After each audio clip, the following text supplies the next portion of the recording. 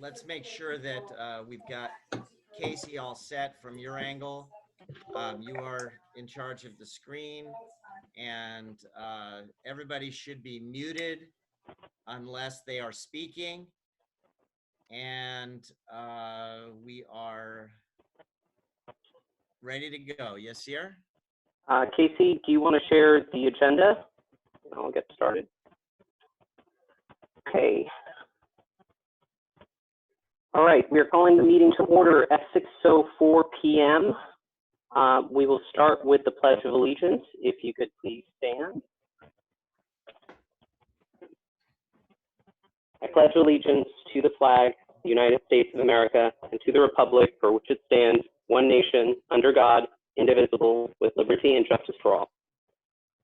Now for the Goethe Pledge. All right, Casey, you want to lead us in that? Yes. As a citizen of the world, I will follow follow Goethe's circle of learning. learning. Curiosity opens my mind. Ideas lead to knowledge. Responsible choices show respect. Cooperation strengthens others. Learners are courageous. Empathy creates community. All right, Biggie with the German version. Als ein Bürger dieser Welt folge ich dem Kreis des Lernens. Neugierig, ideenreich, respektvoll, kooperativ, mutig, empathisch. All right, thank you. We'll start with roll call. Frank? Present. Pete? Here. Danielle? Here. Beacon? Here. All right, all board members are present. I would like to make a motion to approve the agenda as presented. Do I have a second? Second. All right, all in favor? Frank? Aye. Pete? Yes. Danielle? Yes. Beacon? Yes. An aye for me as well. Agenda passes. Hey, Yazir. Hey, Yazir, I love your head, but you just have to readjust your computer again. Better? Yeah, I know. I don't know. I see Pete right now. That's much better. I actually like this view better. Like people have said, like I want to see your head. I actually think like my eyes do something really awesome. Ooh, it's like ooh. All right. Okay. So at this time, we'd like to welcome any public comments. Chris or Casey, do we have any speakers? Casey, you want to explain how people can raise their hand to speak? Yes. So anyone in the public who wishes to speak at public comment, if at the bottom of your screen, you'll click on participants and then raise hand. And then I'll lower your hand and call on you to share, and we'll just go in the order of hands raised.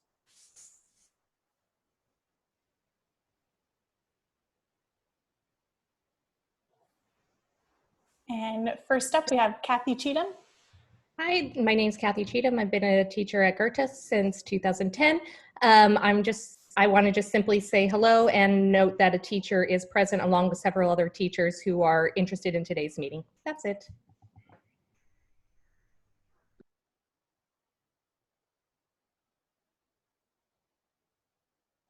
And there are no other hands raised. Right. Thank you. Okay, we will move on to consent items. Approval of the regular board meeting minutes from April 20th.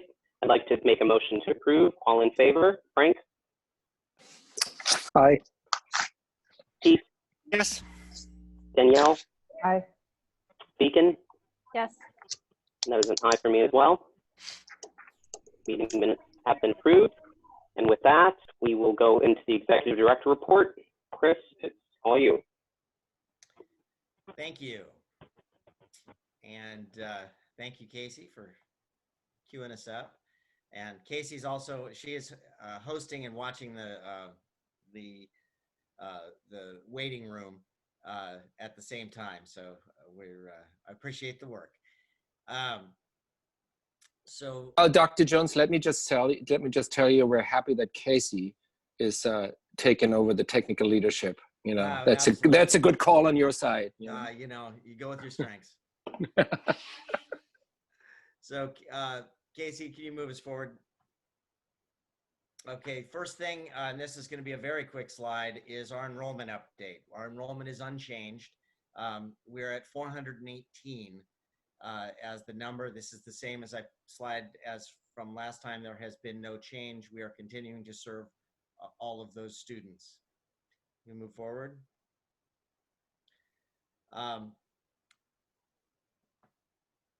What's also important to understand is what we are looking to do with projected enrollment for next year.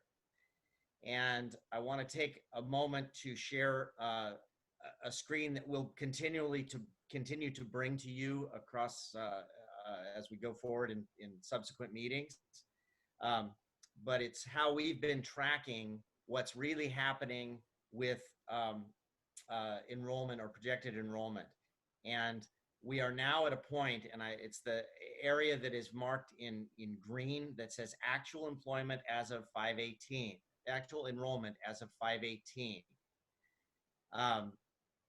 That's an important number, and what it represents is a combination of two numbers that were previous. One was intent to return yes, where you see that column, and the column next to it, or not next to it, one over, which says lottery acceptances. Those two together make up what we call our actual enrollment. This doesn't mean that it's not going to grow. We expect it to grow, but this is where we're at the moment. And so it gives you a real-time glimpse of how the enrollment process is going. How many people have said they are coming, have either accepted through an intent to return or accepted as through the lottery. So that's a particularly important number. The next column over, which says targeted class size, is an important one also, because we have typically targeted around 25 as a number. And sometimes we've said it'll go a little above that, and sometimes that again, it'll go below that. But we are in a situation where we're shooting for next year, where we are trying to maximize enrollment as much as we can based on who's applying. And so we have made our targeted class sizes a little higher in certain areas.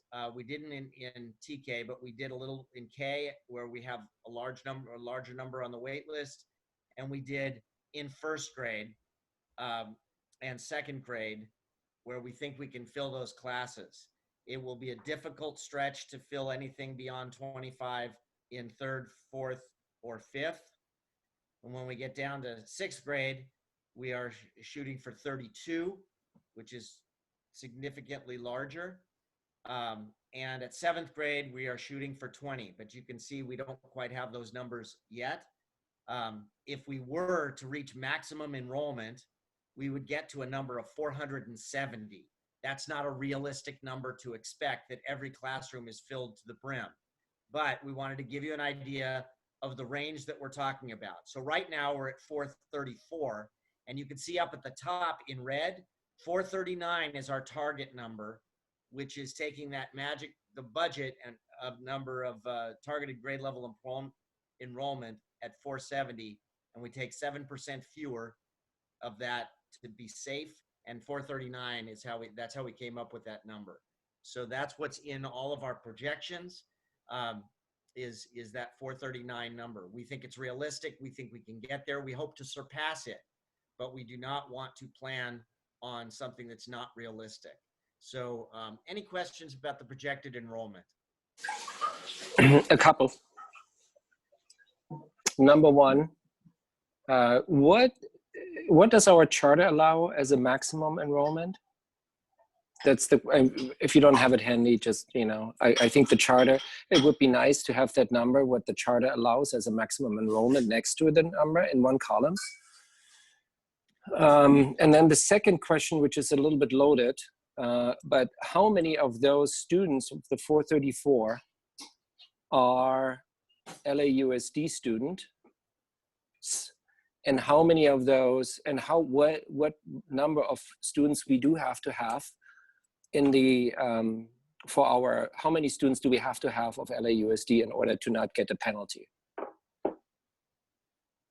That can be figured out and I don't know, you. next month's meeting. Yep. Okay. I'd I like to do want to make sure Biggie has that in the minutes. You want like me to to point say out. something to it? Just, do you have that in the minutes? What I was? do, but do you want me to say a sentence to it? Sure.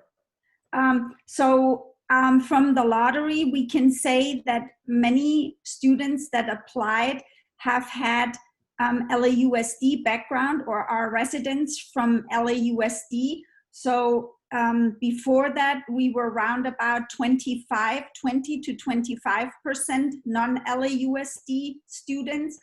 From the lottery, I would say, I can't tell you exact numbers, but from what I remember from the tickets that I saw, that there are more than that students from LAUSD. The exact number we would have to get for you for the next board meeting. Thank you, Biggie. I'd like to add that, Frank, this is sort of a complex spreadsheet. And Chris, maybe you work with Frank to kind of visualize it in the way you'd like to see it, because putting that number in for in-district and out-of-district, I don't know, there's not enough real estate there, you know what I mean? But I do agree that that is the way we should be reporting enrollment going forward, just to make sure we're aware of that variance going forward. So thank you, Frank. We'll work on it and figure it out. Perfect. Pete, do you have any questions?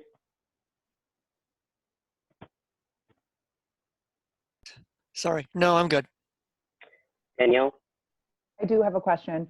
Understanding that the targeted class size ranges from 25 and up, has there been any thought into yet, and I know this is a little bit early, but any thought into keeping it smaller, given the impacts that we're going to anticipate in the fall with COVID? Yeah, we'd love to have it smaller, and the whole COVID issue is something that, and reopening is a whole nother thing that Right. We're not ready to get Yeah. into here. But in terms of in terms of budgeting, we don't see any possibility that we can target lower than 25. Okay.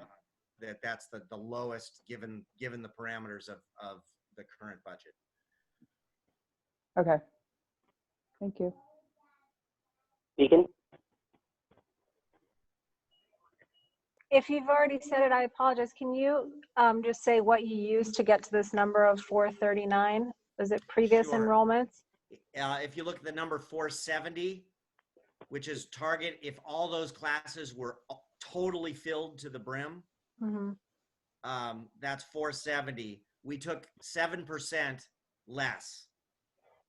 So it's just a formula that we felt was a safe number to say we're going to shoot for that number, but budget at 7% less than that number. So it's arbitrary, but reasoned out.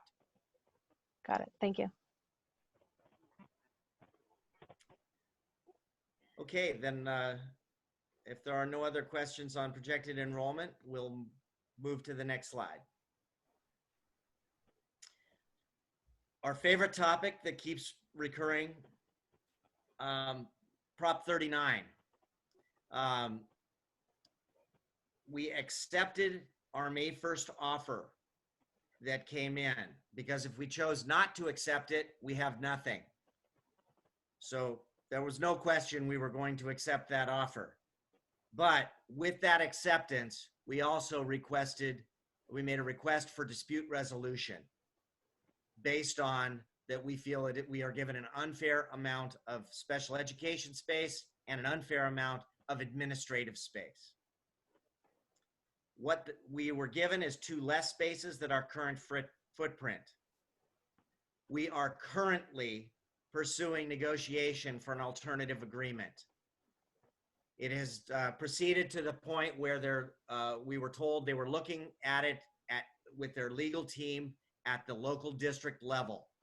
I consider that a good sign that it's not dead in the water. We want to have an alternate agreement. We are trying to get more space. But if we had to, we would open with the space we have. But we are continuing to pursue that. The one thing we did not do, if you recall last month in closed session, we reported out from closed session that you gave two approvals for dispute resolution. One was the one I just mentioned, May 1st, and that's for the coming year, 2021. But we also did one for previous years, the 3 over allocation years and the current year. So it was actually 4 years. And with the advice of counsel, we have postponed the initiation of that dispute resolution for past year's penalty until the timeline comes nearer when that would expire. And initially they thought it would expire on May 1st, and there was a subsequent thing that they found that wasn't the case. So they're holding off on that until we need to, if we need to, and hopefully maybe we won't. But that's where we stand with Prop 39. No big changes. I think the board was well aware of this information. And so we're just pushing forward on all fronts with regard to Prop 39. You, Dr. Jones, you got that that statement for the timeline from, you have it in writing from council? With regard to the postponement of the initiation of the dispute resolution for prior years? Yeah, it was an email that came through, and they made that recommendation to us. Okay, so there's evidence of that. Yeah. Okay, thank you. Pete, do you have any other questions for Chris?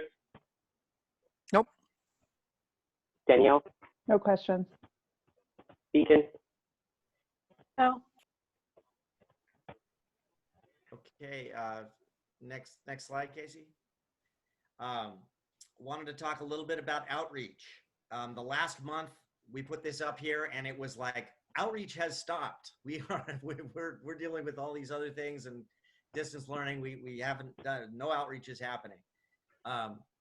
That's not what I'm presenting today. We've been doing quite a few things with regard to outreach, but they have to be different and thinking differently. One thing we have done is updated our GICS website to refer specifically to what we're doing with distance learning and list specific resources that we're providing with distance learning, but also to tout the fact that our staff figured out in a day how to launch a program that they didn't know how to do, and they bravely went ahead and did it anyways. And we made mistakes, and we figured them out, and we worked through it, and that's just been the way we've dealt with it. And so that's a part of what's on the website. We also included recent photos that we've been taking. So there's a photo gallery that came in, and so that's on the website. There has also been, we've been pushing for reviews on Great Schools and on Niche. And those are the two major websites that rank schools and list their, where people go to look for schools. And we've received really good reviews that are recent, that are specific to distance learning, DL. It's been nice to see that people are updating these, and that we're getting some recognition specifically for the distance learning issues and the way we've rolled that out. Something that we're really happy with, our social media coordinator, Nazmia Akbaba, has been working on something she calls Tuesday Testimonials, and they are testimonials from parents, speaking one-to-one, parent-to-parent, and talking about their experience here at Goethe. And there's been 2 so far they've been fantastic, and they really are a nice different touch and something we've never had before. We're pushing it out on Instagram. It gets pushed out on Facebook, and it gets pushed out on Twitter. And all of those are available on our website as well, across the bottom of our website. So this is very accessible in many different ways. Next thing we're working on is the more traditional. We did our Argonaut ad, which just came out this week, in the Ion Education issue. And it also includes where you can do a statement about the school. And so that's something that's just got put out. The other thing that we're working on is, I mentioned last time that we were looking to create virtual tours. Well, we've started doing virtual tours, but we want to connect that with our online presence. So we talked with our partners at Niche Marketing, and one of the things that they said is provided for as part of our package is that they will develop for us a landing page that is connected to their system that allows us to have people sign up for virtual tours. And in signing up for that, it allows them to be immediately into the system. And so that we can see then are they jumping to our website, are they jumping, and where do they go, and where do they traffic, are they going, what pages are on our website are they on? So this is all data that we're now able to collect. So we're working on that. It should be ready within a week or so. And Are those tours planned to be going through the summer? What is there like a new type of schedule for that? Yeah, typically tours would end in May. We've already added them in in June. We're continuing on with for now weekly. Eventually, we'll probably do it every other week, but we're planning to continue that through June. We'll also do some even in July. So that's gonna continue forward. I would like to recommend that you reach out to Los Angeles has a handful of private school consultants where people, especially those transitioning from preschool to kindergarten, are reaching out to find the right school for their children, and to reach out to those people and update them on what we've been doing and the virtual tours, and familiarize them with the school if they hadn't heard of it before. Thank you. Frank, do you have any questions? Let me finish the slide first. Oh, okay, I'm sorry. Just connected to that is we're also planning or doing remarketing. That's a part of our niche program where for those who are visiting our website or visiting the niche page, which includes the landing pad that we're setting up for virtual tours, anywhere in that, it allows them or it will create remarketing ads when people are on like a Google feed or anything that has advertising that can go along there. That's where they loop it in. So this is a big shift for us. Not sure yet, how we're gonna. We're gonna be able to track it, but being able to understand what it means is we're building up information so that we can compare this over time. But this is a big step and a big change in the way we're doing our advertising and really trying to maximize our especially in these COVID times. So at that, I'll take questions. No questions. Pete? Yeah, not a question as much as a comment on outreach. And I can't remember, I may have said this before, but have you tried, in terms of having a presence on the internet, things like for example, like the Venice Moms Group? So, and I'm sure there's other towns that have their own moms groups, but I know the principal of our the local elementary school started sending out stuff on the Venice Moms Group to make themselves, avail themselves of the school is, changing and transitioning and blah, blah, blah. So clearly a lot of those parents now are also going to be looking for middle schools, which is particularly where we want to, boost enrollment. So I think that's a good place to maybe do the Tuesday testimonials or somehow just send some messages out to those kinds of groups like the Venice Moms group. Thank you. We could, to add to that, even partner with GPA to get parents to post on their local Nextdoor threads as well.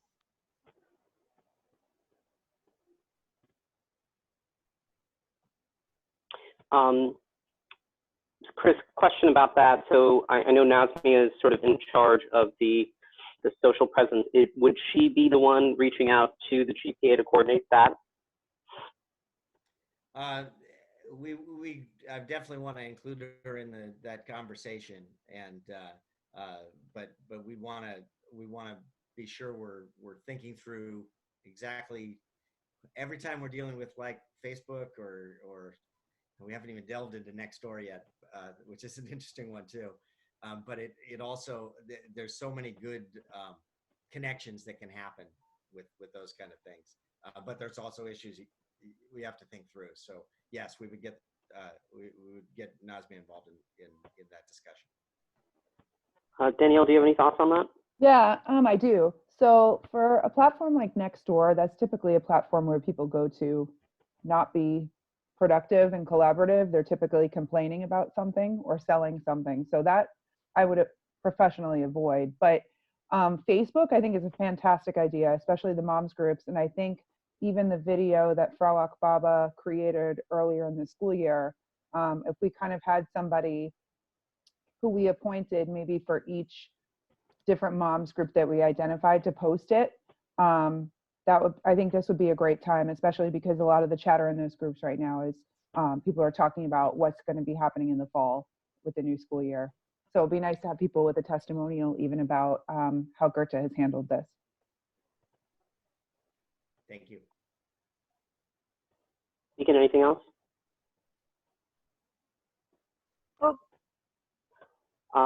Chris, I'd just like to make an amendment to the meetings, to the meeting minutes to reflect that. I think you mentioned that it took 1 day to launch the distance learning program. I'd like to clarify that it took 1 day to launch the distance learning program school-wide, regardless of uncertainty.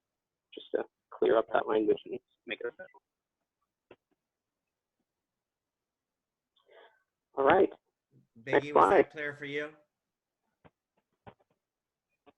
Not completely. What is it supposed to reflect? I think Chris just said that, it took 1 day to launch the distance learning program and we didn't know what we were doing. Just want to make sure we strike that to say that it took 1 day to launch the distance learning program school-wide, regardless of uncertainty. Yes, we'll use the language that is in the on the website. That's what I was referring to. Perfect, thank you. Understood. Okay, can you move us forward? Thank you. Next topic, fundraising. This has been a real moving target. We couldn't even give you an update last month because it was in such flux. It is still in flux, but thank you to Biggie for trying to sort out the numbers. I know that was a very difficult task. And I'm going to spend a little bit of time going through the numbers on this. But the bottom line is we were what was in the budget was $500,000. We had set a $520,000 goal to try to exceed that. We are actual to date at $418,522. You can see some of this is still pledged and not realized. If you look at the annual giving campaign, we were shooting for 220. We are at 197, but pledged is 214. We'll get closer to that. We probably won't get, well, we won't get all of it. It never all comes in, but we still have some folks who are paying on monthly installments for that, and a few things that trickle in. So I'm going to keep moving down the list. The gala was the most volatile issue we were dealing with. For the longest time, it just said 0 with actual to date. And I'm really happy to see that our actual to date right now shows $43,794.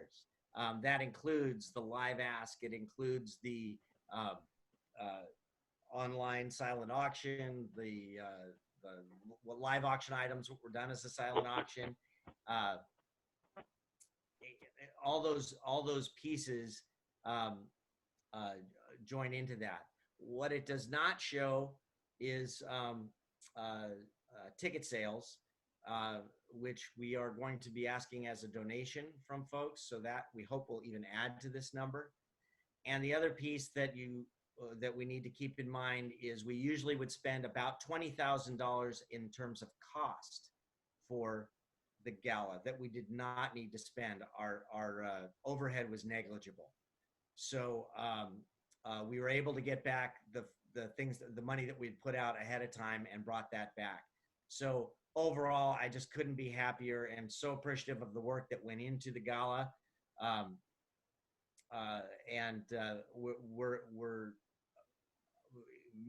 We've definitely made some good money on it, and a little more we think is going to come in. So considering that this had to be canceled in March with a week's notice or 2 weeks notice, and it had been being planned for months, the fact that we're coming out of it with some funding still is really a great thing. So going down the list, the book fair, we had one book fair. We're still planning to do another one before the end of the year, and I know we're almost down to the end of the year with 4 weeks left, but nonetheless, that's we're going to try to get a virtual book fair for the final one. The next one down is matching donations, where our goal we put is $20,000. We've exceeded that. It's at $30,734. On to the next column, the Jogathon has been the same number, 45,618. A fantastic job there. Grants are not as far as we had hoped, and frankly, it was a very high goal, and we certainly have had our hands full of late, and that hasn't been a place where we've been putting our time in terms of grants. So we're at about 50,000 that we've been able to get with the German consulate, as well as the middle school grant and a few other minor ones. But that's an area that is not at where the goal was. Eat and shop for Goethe. That's exceeding our 5,000 amount, and it's coming in at 6,000 right now. And then other fundraising. This one's a little bit in flux. It still has some funding that is in there that is being refunded for science camp. So this one will actually likely drop the next time you see it. And that's about $15,000, a little more. That is, we had to do refunds on camp, so that would have been money in, but we also don't have to spend as much as we were going to spend for camp, paying for camp as well as the buses. We were able to get refunds on all of that, so it balances out somewhat on the expenditure side that isn't listed here. So any questions about fundraising?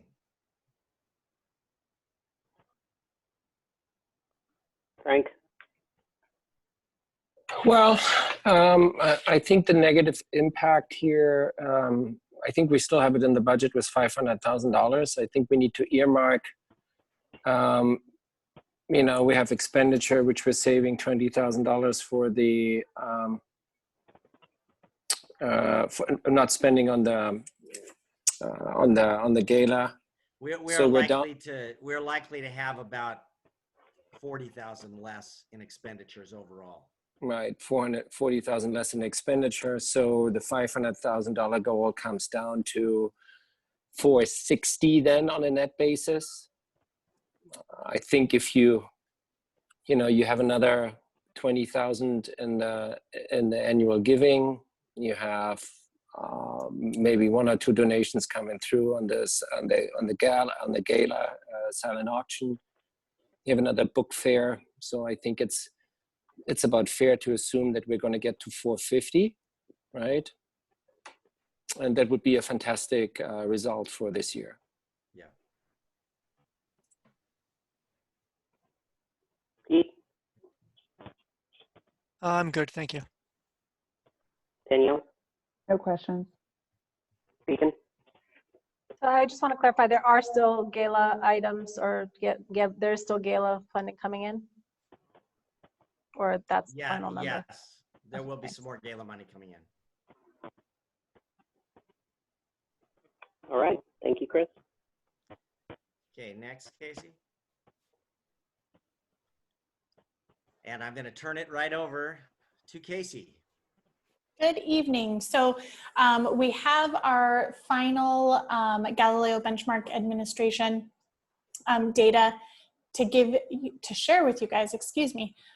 So this is the assessment that our students took in March. It was actually the last week that school was in session before we closed and transitioned to distance learning on the 16th. So again, I'll go over for both English language arts and math, the percentage of correct that our students got in each class, as well as I'll show some growth for our overall grade levels and student groups. So in English language arts, that green line is the March administration, and then October was in orange and January was in yellow. So you can see that for almost all of our classes, they performed much better in the March administration of the English language arts assessment than they had in October, and there's pretty steady progress from October to January to March, with a few exceptions. We have a third grade class, and then our fifth graders either did poorly or about the same as the earlier administrations of that assessment. When you look at the mean growth over time, this is average percentage correct by grade level from October through the March administration. So you can see all of our grade levels, with the exception of fifth grade, saw positive growth over time, with our first graders making a huge 20% increase there from 63 to 81. And then the side you see our English learners and our students with disabilities, they also saw an increase from the October administration to the March administration. Looking at these numbers by grade level and then the growth over time, you can see our first graders had the strongest amount of growth altogether, but also the first grade ELs really had a lot of growth throughout the year as well. In second grade, our students in special ed had a lot of growth also, with over 21% achievement increase there. And then you can see that our fifth grade had a decrease overall of about 4.5 percentage points, and that was also reflected with our ELs and our students who are in special education in fifth grade as well. But overall, when you look at all of our grades, we saw positive growth throughout the year. So for all grade levels, we had just about 8% of growth from the October to the March administration in ELA, excuse me. And then our ELs had about 4% increase, and then our special ed students had just over 9 percentage points of an increase. Casey, sorry to interrupt you. Maybe you'll speak to this in a few minutes, but what's going on with fifth grade? It's an excellent question.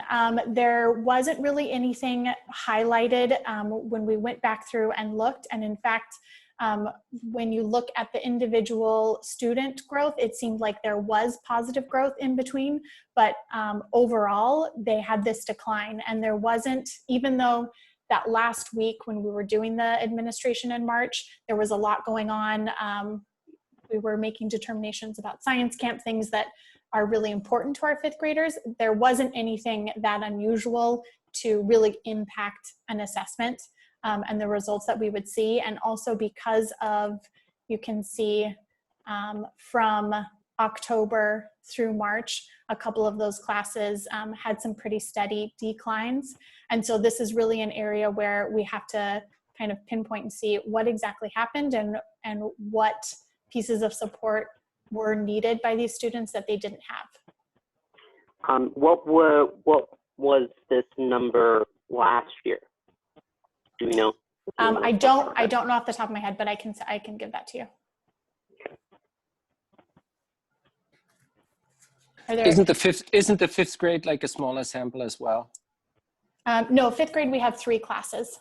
Okay, so that's okay. They're one of our larger student groups. Fourth grade is a small. Yes.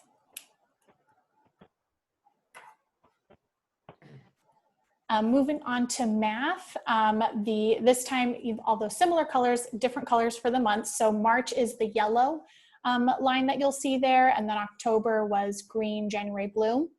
And so here you can see almost all of our classes, again, had great growth from October through till March, with just a couple exceptions. So a 3rd grade class, and then a 5th grade class who kind of stayed the same as their January point, and then 6th grade took a little dip from January to March as well. But in our 2nd grade, you can see 2nd grade and 4th grade had really big gains by class. When you look at the grade level growth over time, here everyone had overall growth, even though there were some dips in a couple of individual classes. The grade level as a whole all saw increases from October through January and March. And our 2nd graders there had over 20 percentage point increase. 4th grade, you can see, also had a really high increase as well. And then our EL students across the grade levels also had a large increase from 57.5 almost to about 70%. So looking at the individual numbers by grade and the growth over time, you can see our 2nd grade and 4th grade really had the largest gains throughout the year. But overall, as a school, we saw an increase of 12 percentage points. For our ELs, our ELs at every grade level all saw increases.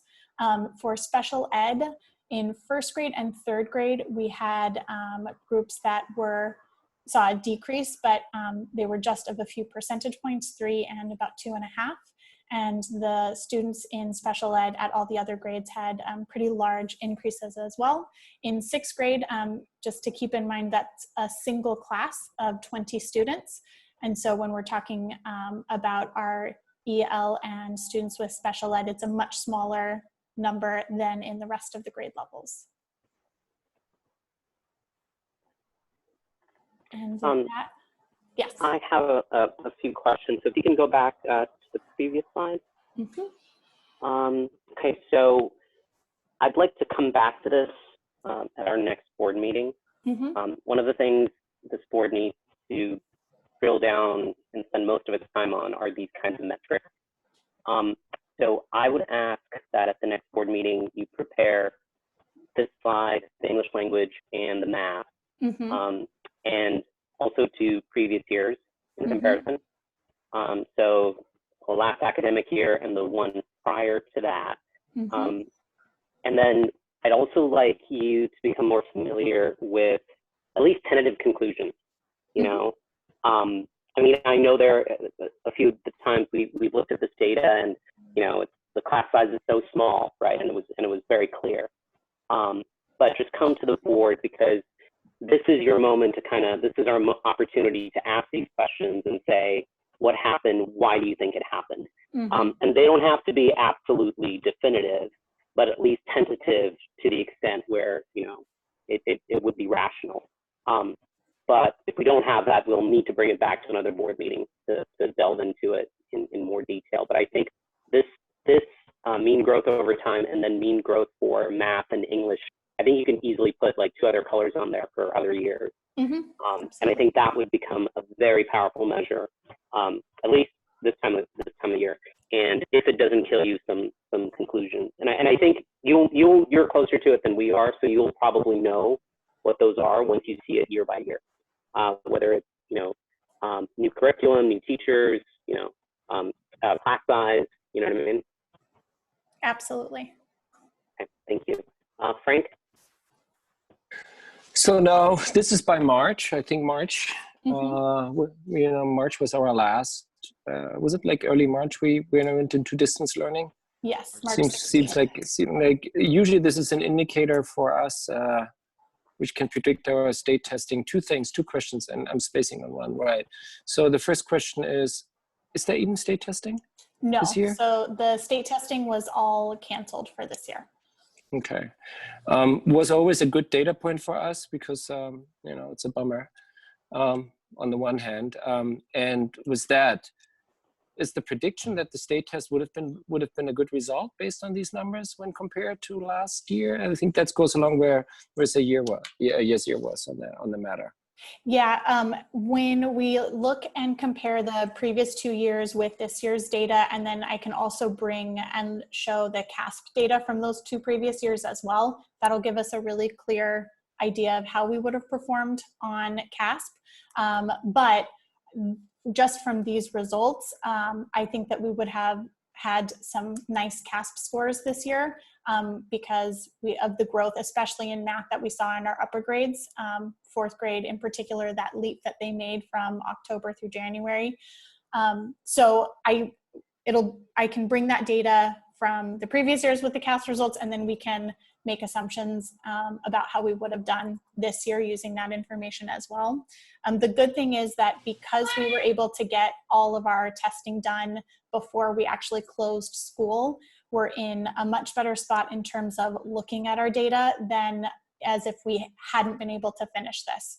So we at least have multiple data points for us to look at this year and see where we ended up before we transitioned to distance learning. Yeah, and again, and just a follow-up question: do you anticipate, you know, a drop in academic achievement through distance learning? Yeah, and especially in what subgroups? You know, if you just have an idea.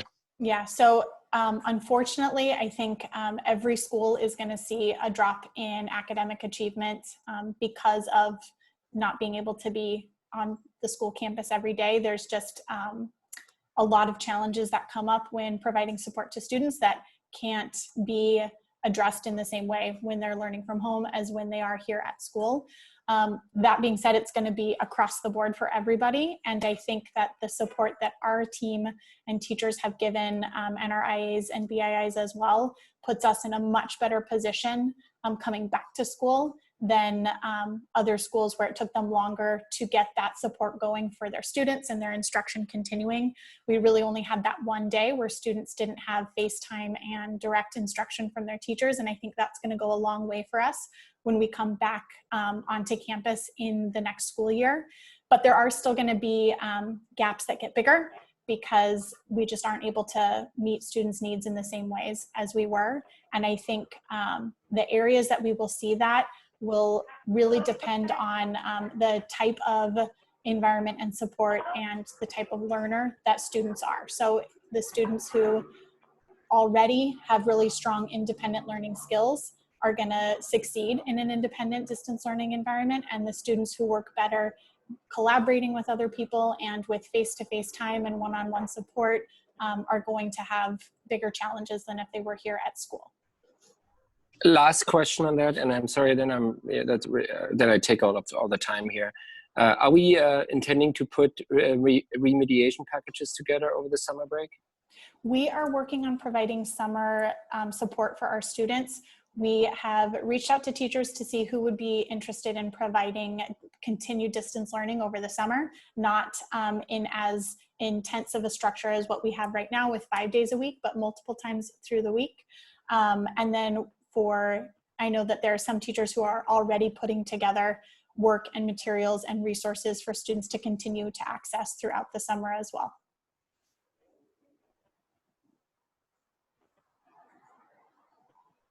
Thank you, Frank. I'd just like to point out, Frank, that you never take up too much time, especially when it comes to the metrics for student achievement. So this is why we're here. This is our job. And Pete, do you have anything? Any other questions? A few comments as well. I guess one thing that would be good is, because Galileo is like a national, I mean, it's not a national assessment, but it is used quite broadly, I assume. Mm-hmm. So it would be interesting to compare these changes with some sort of national norms if they have them, to kind of put these into context, right? I mean, what Mhm. will we expect to see? I mean, comparing against ourselves in previous years is fine, but it doesn't tell us the whole picture of what we might expect to see in terms of changes over those time points.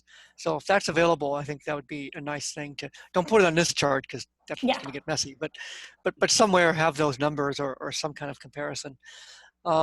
Before you go on, Pete, I just want to add, because I think that's a great idea. And if it's possible even to compare to schools similar to ours. Mhm. Yeah, I mean, I would like to, sorry, Pete, one thing. I would like to say that I had looked at this, but the other Yes, schools Sierra, you don't. cut out. Sorry, is that better? Hello? Better? Yes. Yeah. yep. Mhm. Okay. I tried to find this information last year for, I think it was Wish and I forget, Ocean. And they actually don't publish it immediately. You actually have to go to their board meeting to witness it. So I don't know how quickly they can turn around. The national data, I think even the national data, it doesn't come around very quickly, right, Casey? Yeah, it would take some digging for me to find that information. But I know Wish and Ocean, it shows up in board meetings, but it's not part of their, you know what I mean? They don't publish it. So finding that local information beacon is a little tricky. Definitely the national is I know it takes them a few weeks to put it up. Well, for sure, and I think national data, my guess is that if you had these norms from the previous year, they're going to be pretty stable year over year because their sample size is so large. So I mean, we can take that with a grain of salt that you're comparing 18, 19 to 17, 18 norms, but it gives us some sense of what's going on. I mean, right. That's a start. The other thing is that so I appreciate that you displayed the results by subgroups. I think the one thing that certainly deserves some attention is that we saw for the English learners how well they improved in math, but they didn't improve past, I forget, like second grade or whatever it was. Their ELA content was not much improved. And yeah, so I mean, they did a great job in grade 1, but as you know, math is going to requires more and more language skills as you move up the grades, and so we want to make sure that we don't limit their ability, even not only in content of English, but also in math. And so I think probably something in grades 2 and 3 should be looked at to see if we can push their language arts improvement a little bit higher than what it is right there. Then the other question I have is there any, I think we talked about this before, but is there any plan to assess all the kids maybe using Galileo or something in the fall so we can get some sense of where they are and also give the teachers some information in terms of, readiness to start the next year? Because if we anticipate, an extended summer learning loss to some extent, it probably would be helpful for the teachers to get some sort of a benchmark of where their kids are. So do we have anything in the works for that?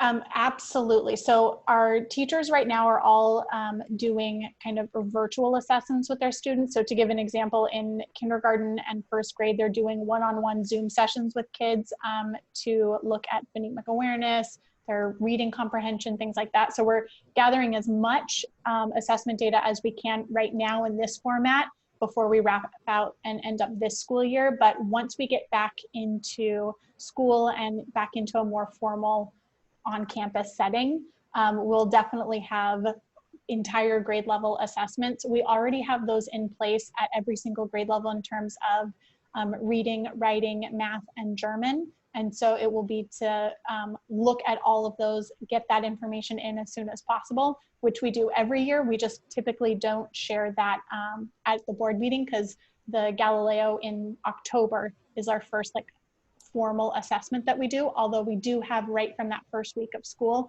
assessment data that teachers, are gathering. Right. Yeah, I mean, it's not, these data aren't in any way trying to be evaluative of anything Yeah. or anyone. This is just for understanding where the kids are Exactly. coming in, which is always important, but particularly important this time, right? Exactly. Um, and then the last thing, because, I'm sure you've got tons of time on your hands, not to mention other things we're adding to the list here,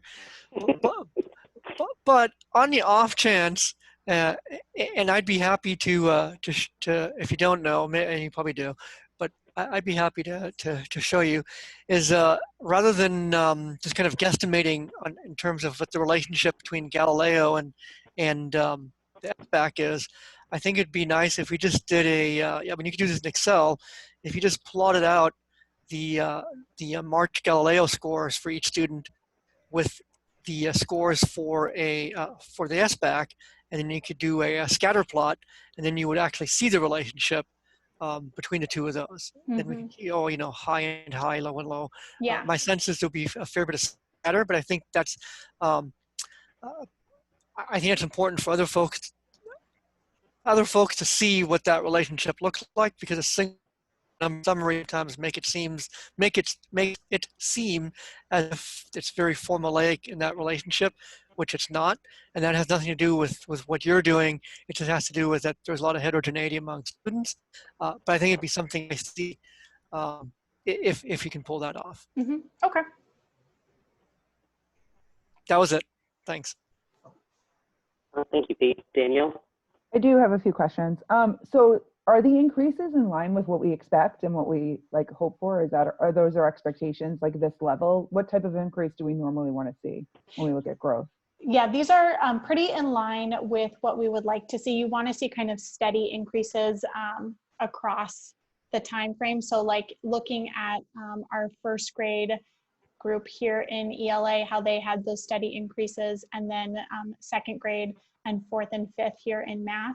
We want to see that steady increase as we go, obviously with our March administration being the highest. In terms of the amount of increase, it really, a lot of it kind of depends on where students are coming in, but you want to see, a good 15% increase as you're going from the beginning of the year till the end of the year. Okay. And then are parents going to be made aware of what their children's individual scores were and what they were, how they increased or decreased? So this is a question that we often get Yeah. every year. And so the Galileo assessment is available to parents if they would like to see what that is, but we typically don't share it like with everybody as soon as it's done, because the data that comes out of that is not as easy to understand to our parents and our families as it is for the teachers. And it's also not used in the same way that our families expect to think about data when they're getting it. So to see kind of that lower October score often causes more anxiety for our families than what the score actually means. And so instead of sharing the Galileo data, we shared those classroom assessments that I was just talking about with Pete. The CASP. Yeah, well, CASP always goes out, but like reading level, the beginning of the year Envision math assessment, their writing prompts, those are a lot more digestible for our families, and they give really specific information and concrete examples of where kids are. Whereas Galileo, because it covers all of the concepts, is a little bit harder to break down and understand. But it's always available for families who want to know. I know that you mentioned in this unique time also of what we're doing, teachers are doing their own individual assessments in certain ways.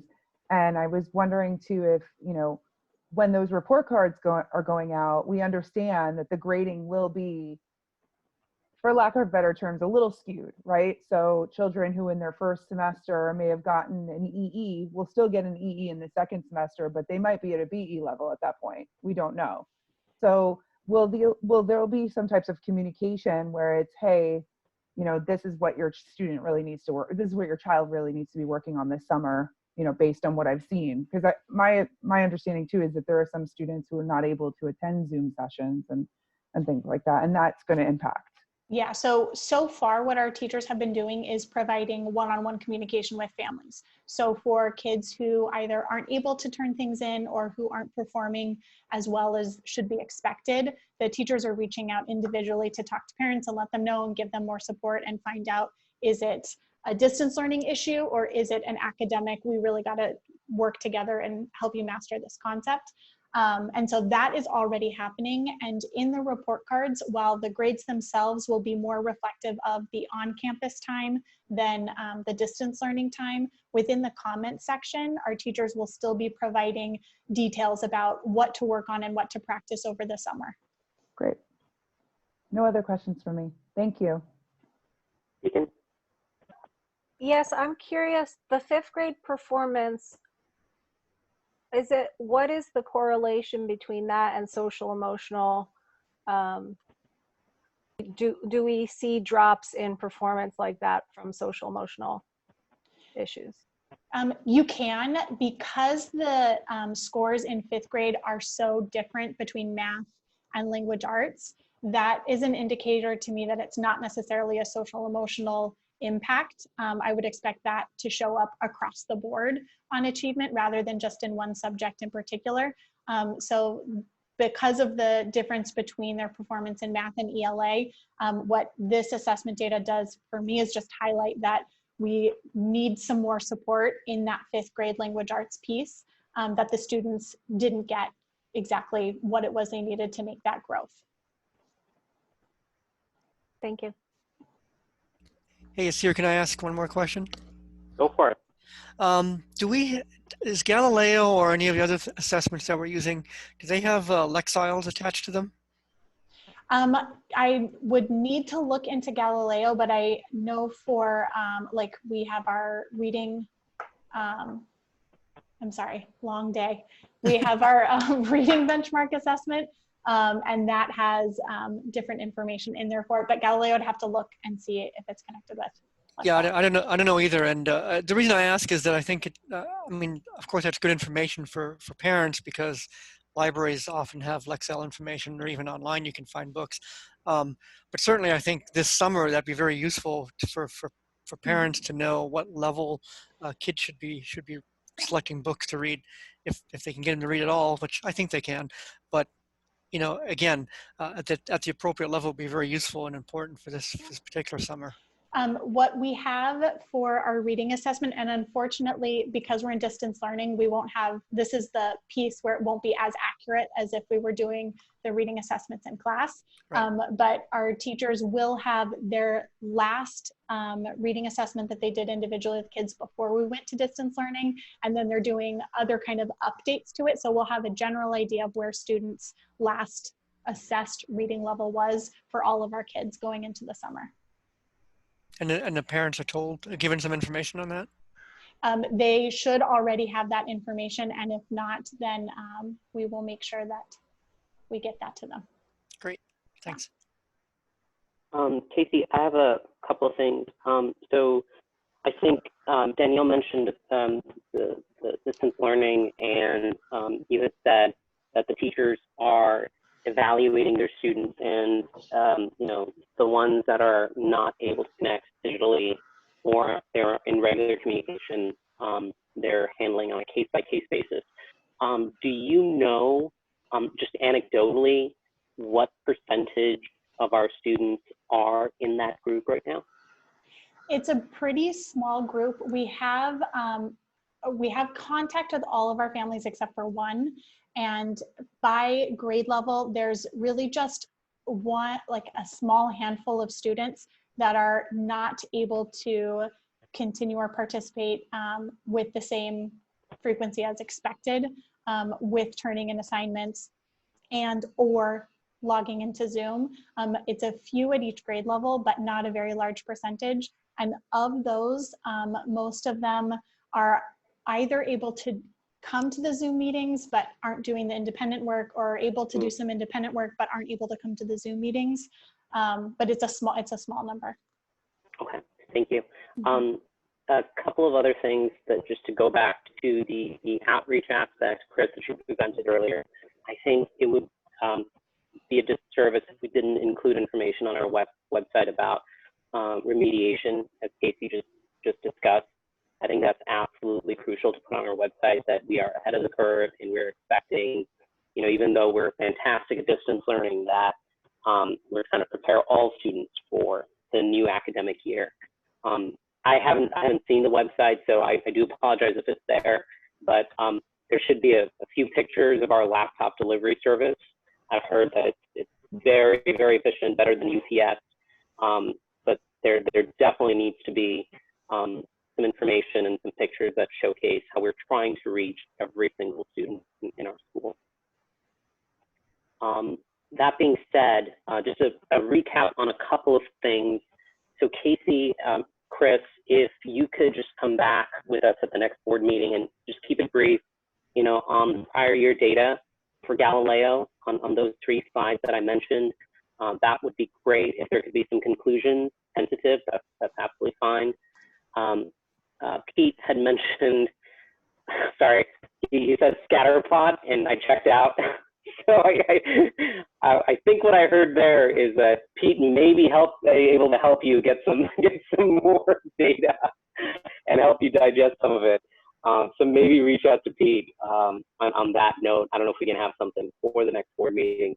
But I also want everyone to keep in mind, especially you, Casey, that going forward, this data is going to be very, very crucial. And I think the board's going to start asking for more data, specifically when it comes to distance learning and the efficacy of that. I think one of the things that we found is that the school has been so productive and proactive at distance learning that we want to be on the cutting edge of that and measuring it regularly. So just think about that for the new academic year. I think the Galileo assessment is great internally, and I think, you know, we got some great comments, especially regarding, you know, tracking prior years and tracking the national average. But let's really hone in on this and make sure we're monitoring it closely. But thank you, Casey. That was a great presentation. Does anyone have any other questions? Okay, I'll take that as a no. Chris, I hand it over to you. Okay. So that ends, no, that's the end of my ED report. So we're ready to move on to next agenda item.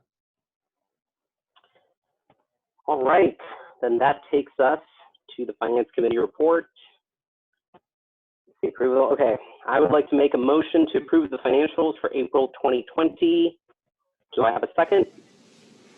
I second. All right, discuss. Go for it, Frank and Chris. I hand it over to Chris. Finance Committee has reviewed the, just as a lead-in, has reviewed the financials for April last week and recommends them for approval.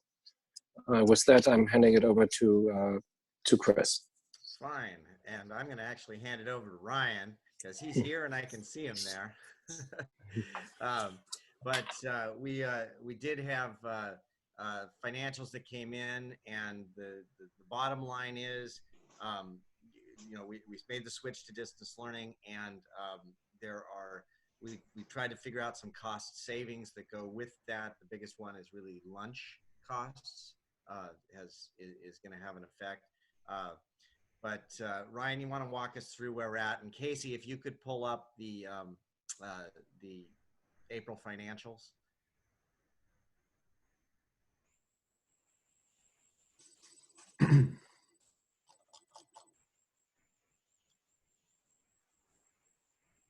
That's the one. Okay, everyone. This is our position as of the close of April 2020. As far as enrollment goes, I just wanted to point out that due to distance learning, we have been capped at our month 6 enrollment information, and that has become our P2 attendance reporting, and it also will be our annual attendance, which influences our funding for the remainder of the school year. So our total enrollment as of month 6 was 416 students at a 96.7% average daily attendance rate. And our P2 ADA was 405.5. And that's locked in from now till the end of the year.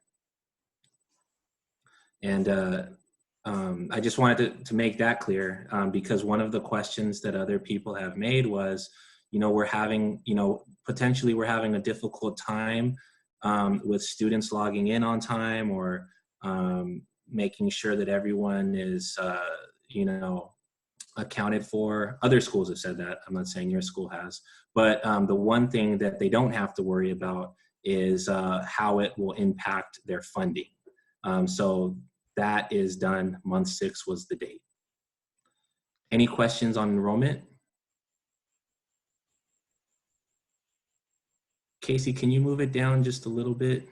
Thank you. Just quickly going over the income statement. As far as revenue goes, from the last presentation to this one, we actually are seeing about 11,000 higher in revenue for the year, and that's based on us locking in that P2 rate after month 6. On the expense side, there were some bigger variances, but the main reason for those variances, I believe, had to do with distance learning and the fact that we cannot continue to incur food service expense. So we realized some forced savings there that are making our net income look better for year end. There weren't any other variances that we weren't already aware of from the previous meetings. The main shift in our expenses has to do primarily with forced savings due to the school closure. When it's all said and done, we're forecasting a net loss of $186K for year end, which is about 215 better than our original budget deficit of 401K. Any questions on either revenue or expenses? Just a quick comment. This is April, so I assume that the gala numbers were not yet, the savings on the gala were not yet recorded, and some of the other expenses were not yet recorded in that forecast, right, Ryan? Just remind me. I believe that's the case. Biggie, can you confirm? Or I'm sorry, or is she able to speak right now? Yeah. Well, the deposits have not yet happened, so the fundraising number is lower because we've just reconciled most of it. Not everybody has paid yet. Payments go through PayPal, and I haven't made the PayPal transfer yet, so the revenue side is not yet reflected. The expenses are reflected because there are none. So in the, I think it would be under operating expenses, Ryan, right? So those are lower because we don't have expenses for the gala that were booked there. That's correct. It would be reflected in operating expenses.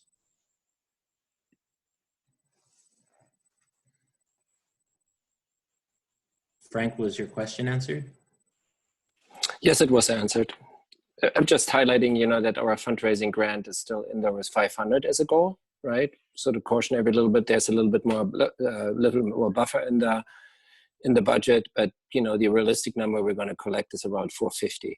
So just bear in mind. Mm-hmm. And our year to date through April is 442K. Right.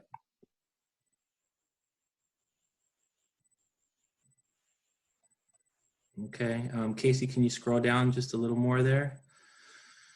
I wanted to highlight that our ending cash for the month of April was 1.3 million, and we're projecting a year-end cash of 922K with an accounts receivable estimate of 391,000. Typically, those dollars are received early on in the following year, July and August. I'm not sure if that historic trend will be impacted all by COVID-19, but there will be $391,000 that you've earned as of June 30th that won't come in until next fiscal year. Any questions before going to the check register? Hearing none. Casey, would you mind scrolling down to the last page of the PDF?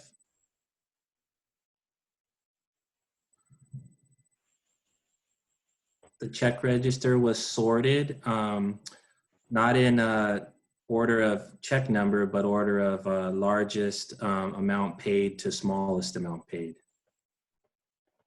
at the request of the Finance Committee.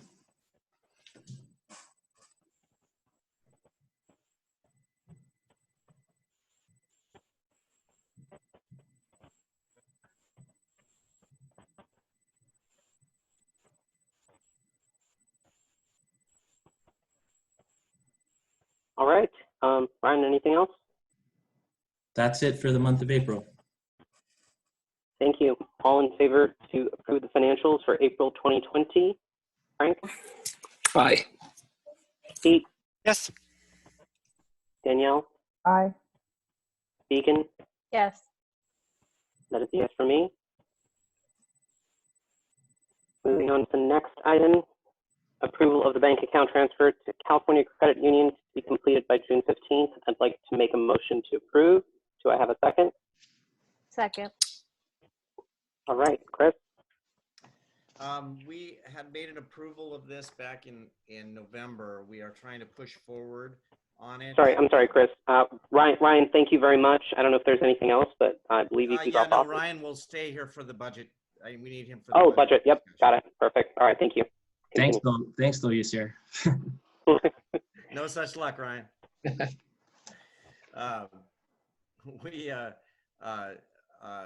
trying to make that happen. I just want to be sure we have a deadline that we're set for the next meeting.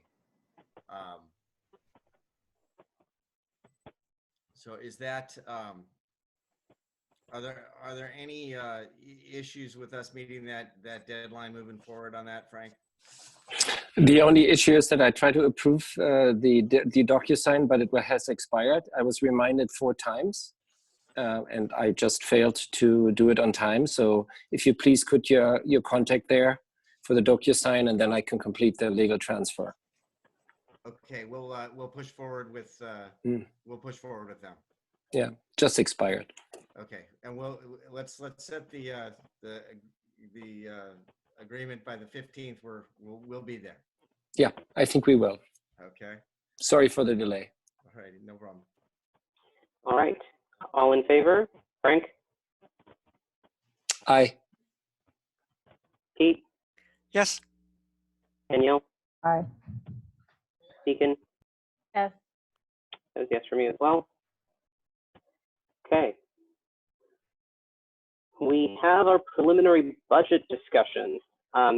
Before we get started, I'd just like to say a big thank you to the Finance Committee for delivering this to us, respective of everyone's time and difficulty during this time, obviously. But Chris, I will hand it over to you.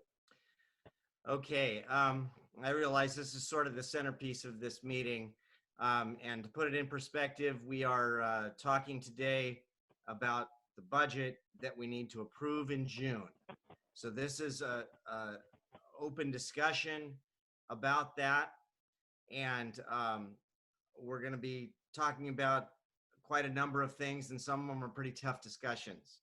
So I'll kind of walk you through what I think is the major points. So as we are all well aware, we are currently living through an unprecedented health crisis, which has resulted in equally unprecedented economic crisis. In my 32 plus years of service in public education, I cannot remember a more challenging set of circumstances for every one of us, both professionally and personally. The board is faced with some very tough decisions related to the budget. And the most recent information from the governor's May revise from last Thursday. If you have been following this in the media, it is not good news. The main message is that the governor is recommending for the legislature to reduce LCAP funding to schools by 10%. He's also recommending that all state employees receive a 10% across the board pay cut. He's also recommending that while nothing is finalized yet at the state level until the legislature approves a budget and the governor signs it in June, the May revise is usually the best indication of what will follow for the California budget. The bottom line is that California has not seen the economic indicators that are currently being seen since the times of the Great Depression of the 1930s. Businesses across the state, the nation, and the world are cutting wages. They are establishing furloughs. They are laying off employees. Still, many businesses will not survive through the recovery, and they will go out of business. All of this drastically affects the level of taxes that the state collects to pay for services such as public education. So these are difficult times that we face. So what does this mean for us here at Goethe for our school budget? And Casey, can you bring up the preliminary box 1 and 2? First, we need to recognize where we have been. Now, over the previous 4 years, there has been a structural deficit in our budget that had never been truly addressed. While there have been some cost-cutting measures that have occurred, the budget has never been brought into balance. This year, 2019-20, we approved a budget with a negative $401,000 deficit. All year long, through fiscal prudence, we have been working together to bring that number down. The current projection has approved to negative 188. Actually, it's as of today, it was 186, what we just looked at. So it's even a little better, which is significantly better, but not yet balanced. This budget is based on an enrollment level, which is currently 418 students. But as Ryan mentioned, it's actually 416 students because that was the number of students we had on February 29th at the end of our month 6th, which is our P2 number that runs through the end of the year. We have definitely been working to bring this budget in line while maintaining the integrity of our program. In preparation to balance the budget for 2020-21, we began developing a budget that included some significant reductions. Now, in normal times, these reductions would have put us on a positive path and fixed the structural deficit. And even without a cost of living increase, which we normally get, we would have had a break-even budget. But things continued to go wrong and in the wrong direction, and even a 0% revenue increase, flat budget, seemed unlikely. So just a week ago, the Finance Committee recommended that we develop a budget planning for a negative 2% reduction in income. This level was recommended with confidence by the Fiscal Crisis Management Assistance Team that advises schools on fiscal matters. But it also recommended that we also plan for the worst as well.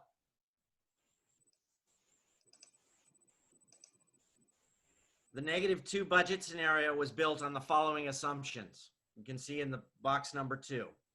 We have a negative state COLA of -2, but need to consider deeper cuts if worse. There's a reduction of 1.0 FTE teaching positions and a reduction of 1.0 FTE instructional aid positions. However, as the next bullet line points out, that was through attrition rather than any sort of layoff. So with the -2 budget, we also structured class sizes and offerings to get our enrollment up to 439. And you saw that today in the ED report when we saw the enrollment projections. We also did something we'd never done before, which was institute a salary freeze that was in the planning on our -2.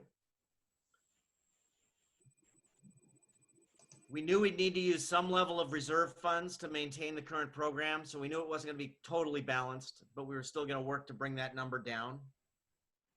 And we assumed fundraising at the level of $412,000 on the income side, which is down from previous year, which was listed at $500,000. But we know this is going to be a difficult year to get fundraising.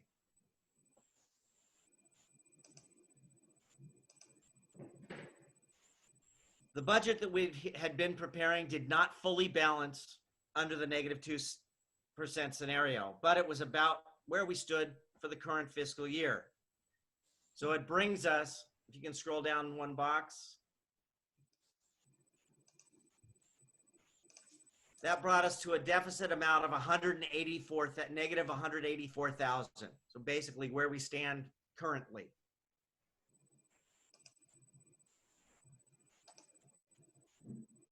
For our master schedule, this meant one less kindergarten class, which was part of the enrollment projection you saw, and all other grades planning to roll forward in the elementary school. Again, part of the enrollment projection that you saw.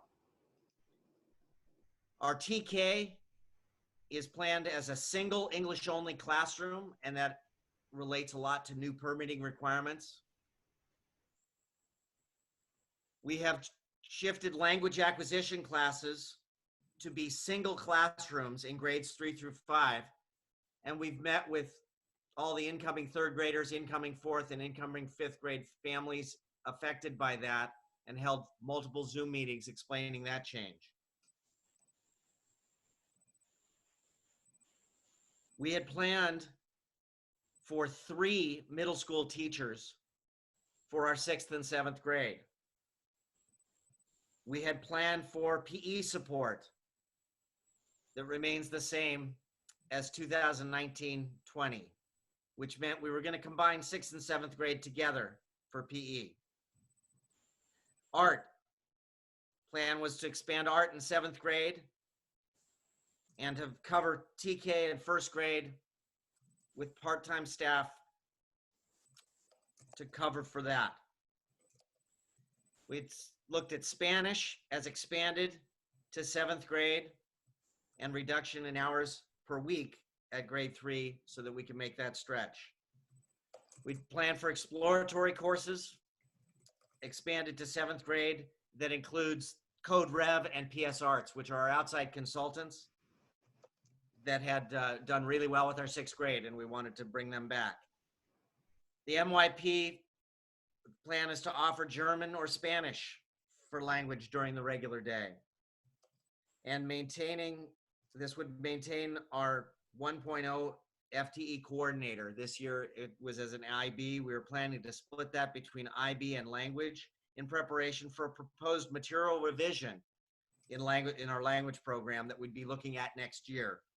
And that within that, a plan for coordinator review and reorganization for the following year in 2021-22 as part of that material revision process. Now, there still would have been some work to be done on this scenario, but it was getting closer to even. But then, on this past Thursday, we heard the governor's May revise that recommended the 10% reduction. This suddenly put our planned budget at a negative 477,000.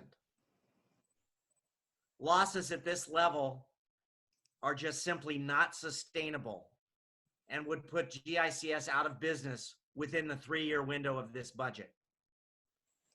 There is no longer an option to kick the can further down the road, and I know that has happened in past years. So as painful as it is, the administrative team is recommending the following cost-cutting measures to keep our organization solvent during these unprecedented times to respond to a negative 10% budget. So this is beyond what we have planned for the -2. Casey, if you could scroll down one more.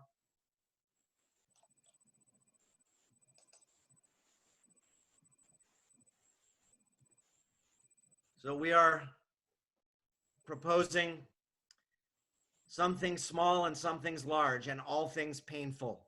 Do not think any of this, even the stuff up above it, was easy to do. This is excruciating. We are suggesting removing stipends for split grade level positions. We'll honor the ones that we have this year, but moving on in next year, we would not be doing that, and we would not be providing a stipend for yearbook next year. We would be reducing teaching positions by an additional 2 FTE.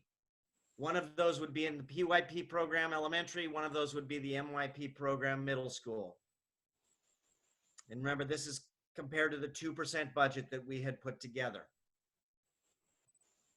And how we would do that at the MYP level is that the IB and language coordinators would be full-time classroom teachers with additional duties. And at the MYP level, it would mean 2 teachers running the program, the main teachers, as opposed to 3.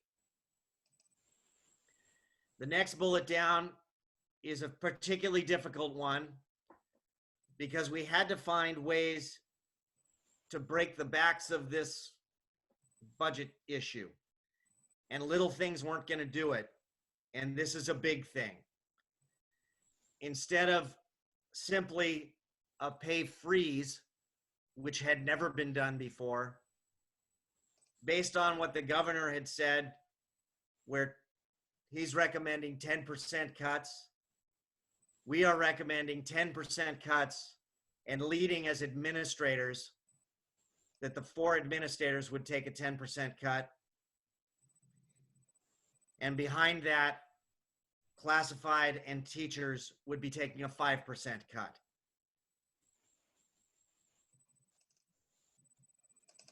The elimination of the contract that we have for an SEL consultant, which we had some wonderful presentations, and rightly so, at the Finance Committee about the SEL consultant and the great work that's done there. Sadly, we felt we had to include this in here along with these other major cuts.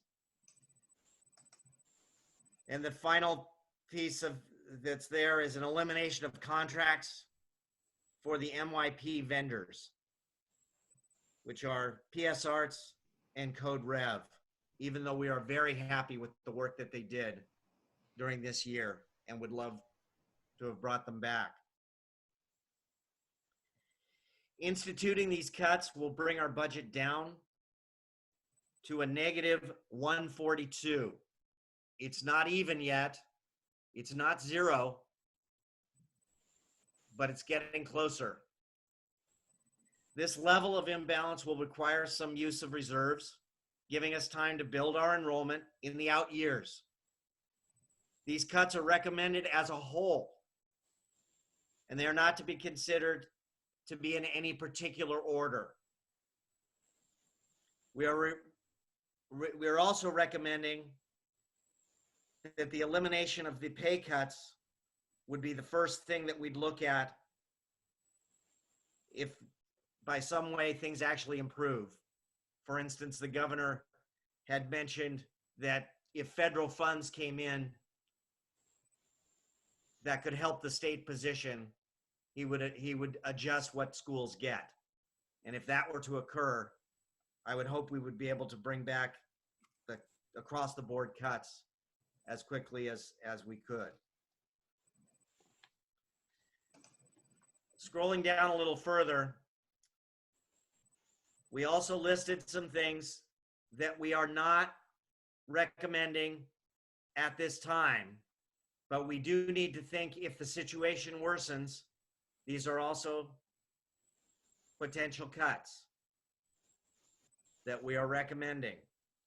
So keep in mind, we're not recommending this at this time.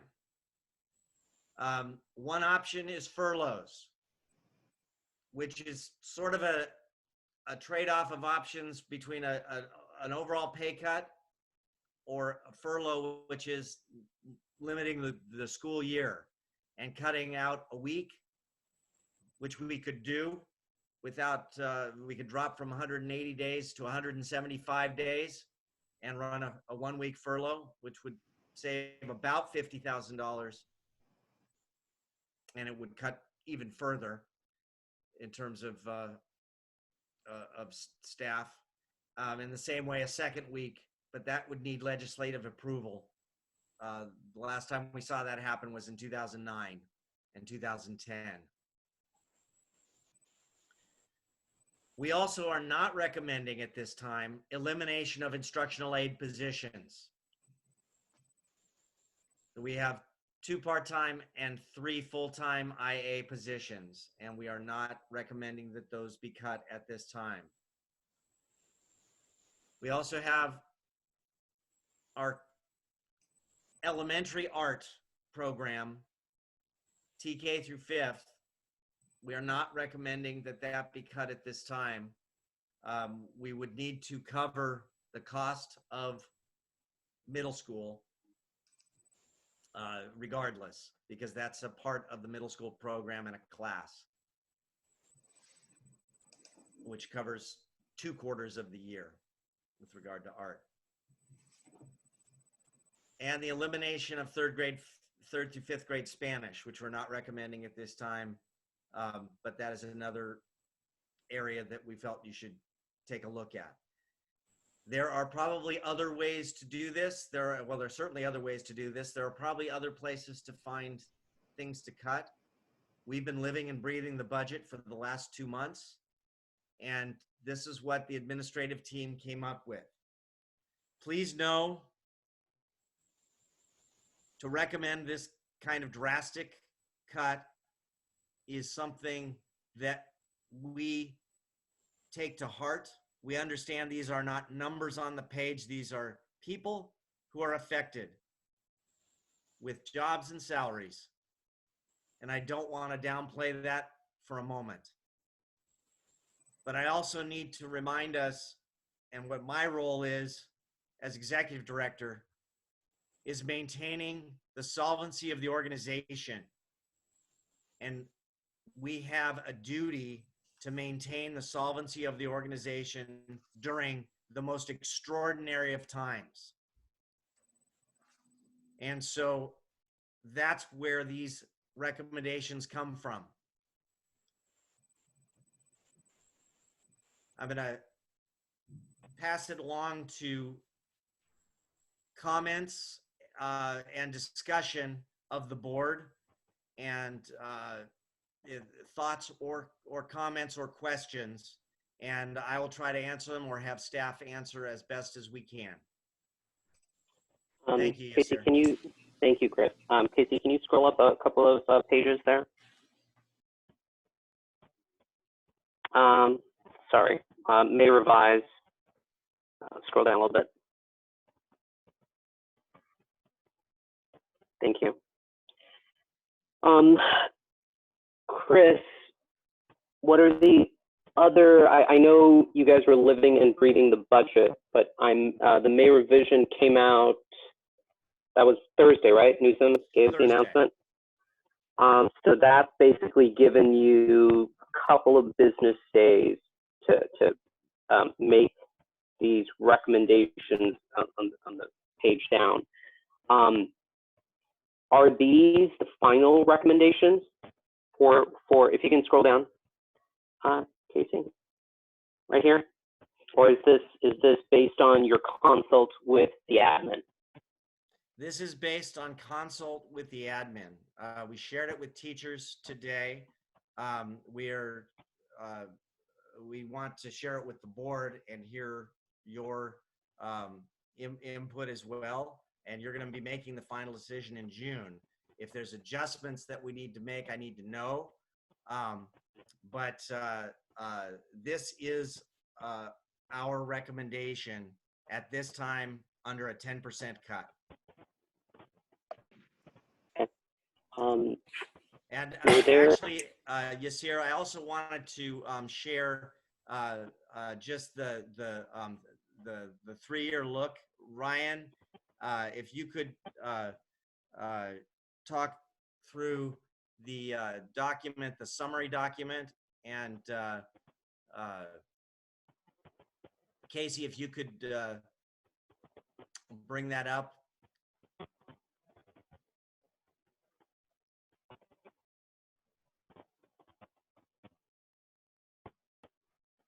So this is a summary document that we created to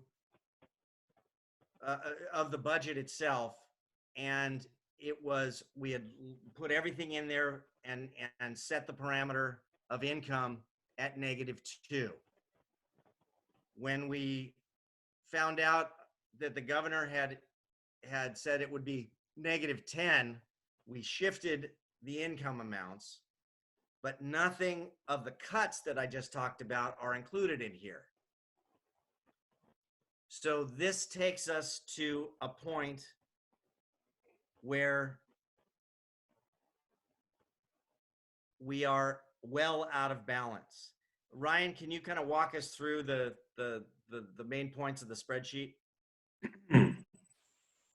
Well, I guess the first point is that this is based off of a 439 student enrollment level.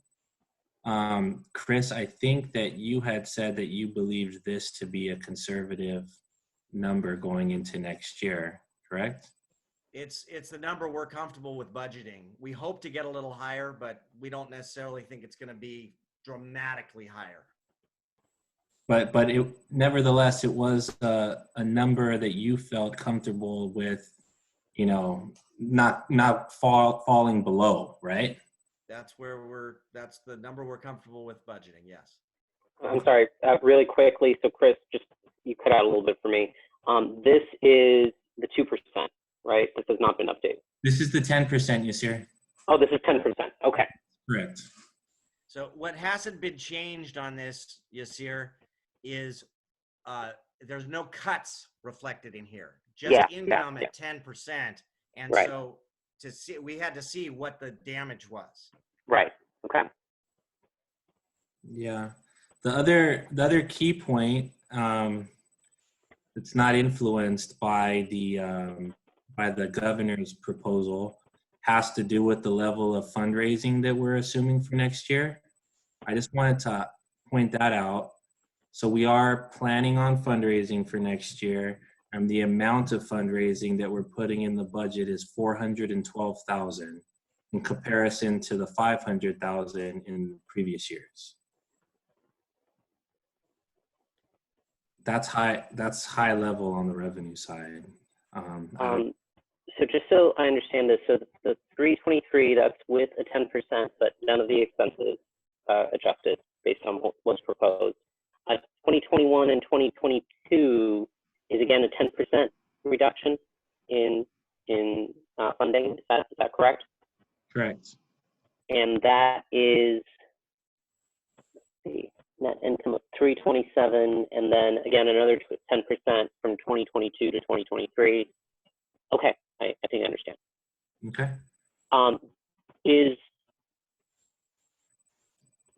Okay, so I think from an exercise standpoint, we would need to see the recommendation and its net effect obviously, for the 3-year projection. You don't have to get magical, but you know, just carry the cuts through. Going back to the recommendations, I guess my question is again about vetting. You had a couple of days, and I don't want to use the word comfort, but that's the recommendation from the administration. Yes. Chris, questions to you. Yes, Chris, can I add something? please. Yes, here we had a couple days to adjust to the 10% budget, but we have been playing around with this and analyzing this and talking about this for weeks now. So it's not that last Thursday, all of a sudden it came up that we have had the 10% and that we then all of a sudden had to come up with the recommendations. As I said, we've worked on this for a long time already. So I think we've all thought very much about what we're recommending. And as Chris said, it's absolutely not an easy recommendation or something that we would like to do. It's very hard for us to recommend that, but it's not just because we only had a few days not thought through. Thank you, Biggie. So I'm just going to tell you that I'm shocked a little bit, and I think maybe I'm not the only one here. I know the situation is the way it is. I'm just, if you can go back to the slide, the pages, Casey, on the recommended cuts.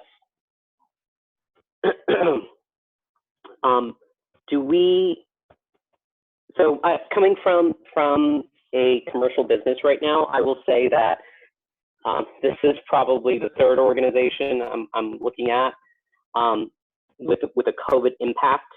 So I'll bring some. I'm sure the other managers here have similar insight as well. We took deeper cuts from a senior management standpoint, lower cuts for full-time staff. In several of the organizations that I manage, we've actually cut new hires were cut immediately starting COVID-19, and we started furlough programs to stop the bleeding. That being said, one of the things that was really important to us was the core functions that we were providing as a commercial institution. Is there some sort of rationale as to the effect on this for our core program? Has there been some concessions made as far as, so I'll be totally frank, right? The teacher cut is really affecting me. Last year, one of the things that was really important was to bring our teachers to market for LAUSD standards. Do we know what LAUSD, what their approach is going to be for teachers? Because I can probably tell you that they're going to have a hell of a fight on their hands with UTLA if they try to instill cuts because they just passed a contract. I mean, because there is going to definitely be a risk. And to your credit, to everyone's credit, Casey, Biggie, Scott, I think we've had a great retention with teachers this year. And a big part of that is that we are very competitive, of course, with LAUSD. But is there a projection on how that would impact some of our teachers as far as competitive advantage compared to LAUSD? It'll be worse. It brings us back to where we were basically the gains of last year are almost negated. The last year was a 6% plus, what were the numbers, Biggie? 6% plus You're muted. Sorry, yes, 6% was the raise, and then in addition to that was the 2.8% cost of living increase. So this basically brings us almost back down to where we were. I fully recognize that. No one's happy about it, but I also feel that if we don't do something dramatic to tackle the 4-year-old problem that this organization has been facing and do something differently, the previous slide showed we're out of cash in a year. That's, Yep. you know, I can't play around with it and say it's not gonna or it's just gonna go away. So this is Frank. So this is ugly all through the document, and so a couple of comments, you know, and I think you thought through it, and it has to do with box 3 and 4. Do we have a definition what we consider this is along Yazir's comment, what the core functions are, and what happened, you know, last year was the non-core projects, you know. So what do we really need to do from a core educational program to be providing? And so what's luxury on that note? And I think there is a value, and I'm not saying this is right or wrong, but I think there is a value, potential value to institutional knowledge accumulated, and so that is all around the teacher salary. And so I'm not sure how to address this, you know, but what's the core? What's the core? If you know, it's no longer a wish list, a long wish list which we can provide. And the wish list was provided because of our structural deficit, and we wanted to keep our program. We wanted to keep our program fully loaded, so to speak. And then over time, and this year we made the considerate effort to invest into the middle school to build a robust program. So that was considerate. I'm just wondering if some of these elements are swappable. And at the end of the day, I mean, we're not making any decisions today, but the federal government may or may not come around and provide the 14 billion the states have requested, 14 billion California has requested. And then the picture looks a little bit better. So I think we need to be prepared for that. But what's the, I mean, are some of these elements swappable between box 3 and 4?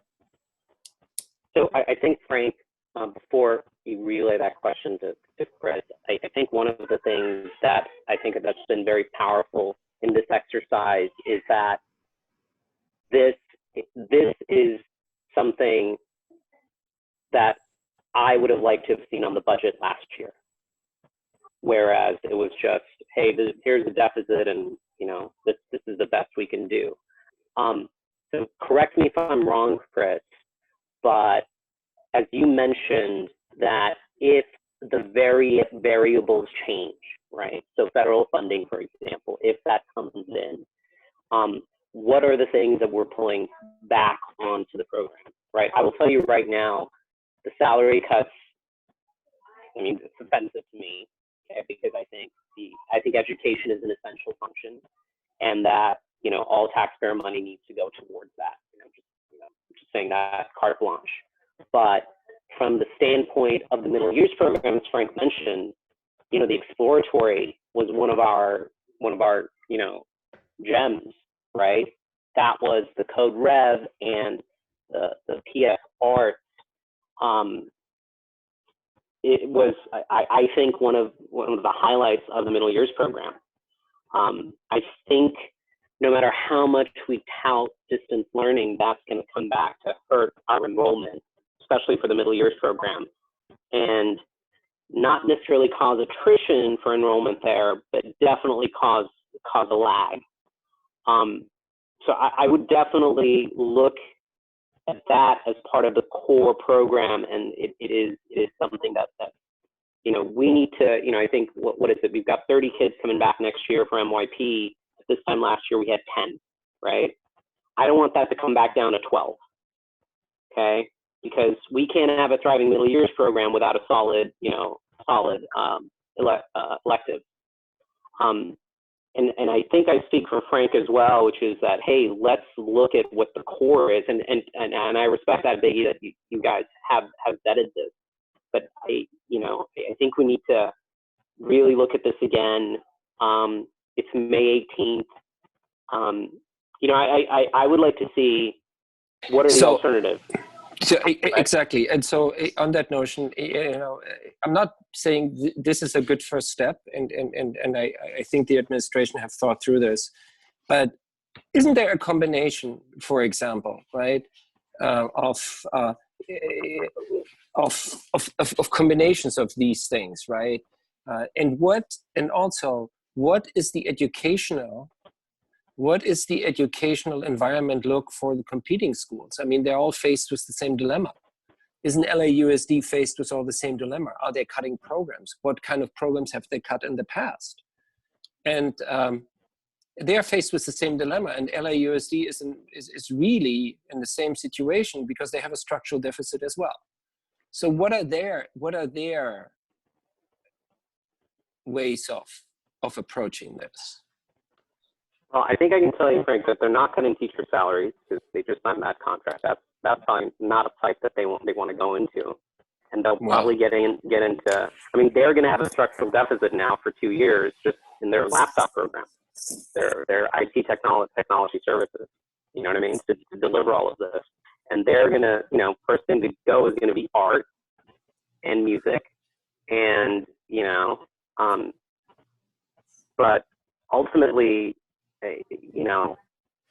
This is a matter of what kind of school are we going to be in 3 years, right? Now, Chris, I respect that. You took a look and you said, are we still going to be a school in 3 years? And I think this is a path towards that. And I think it's a hard conversation that we need to have.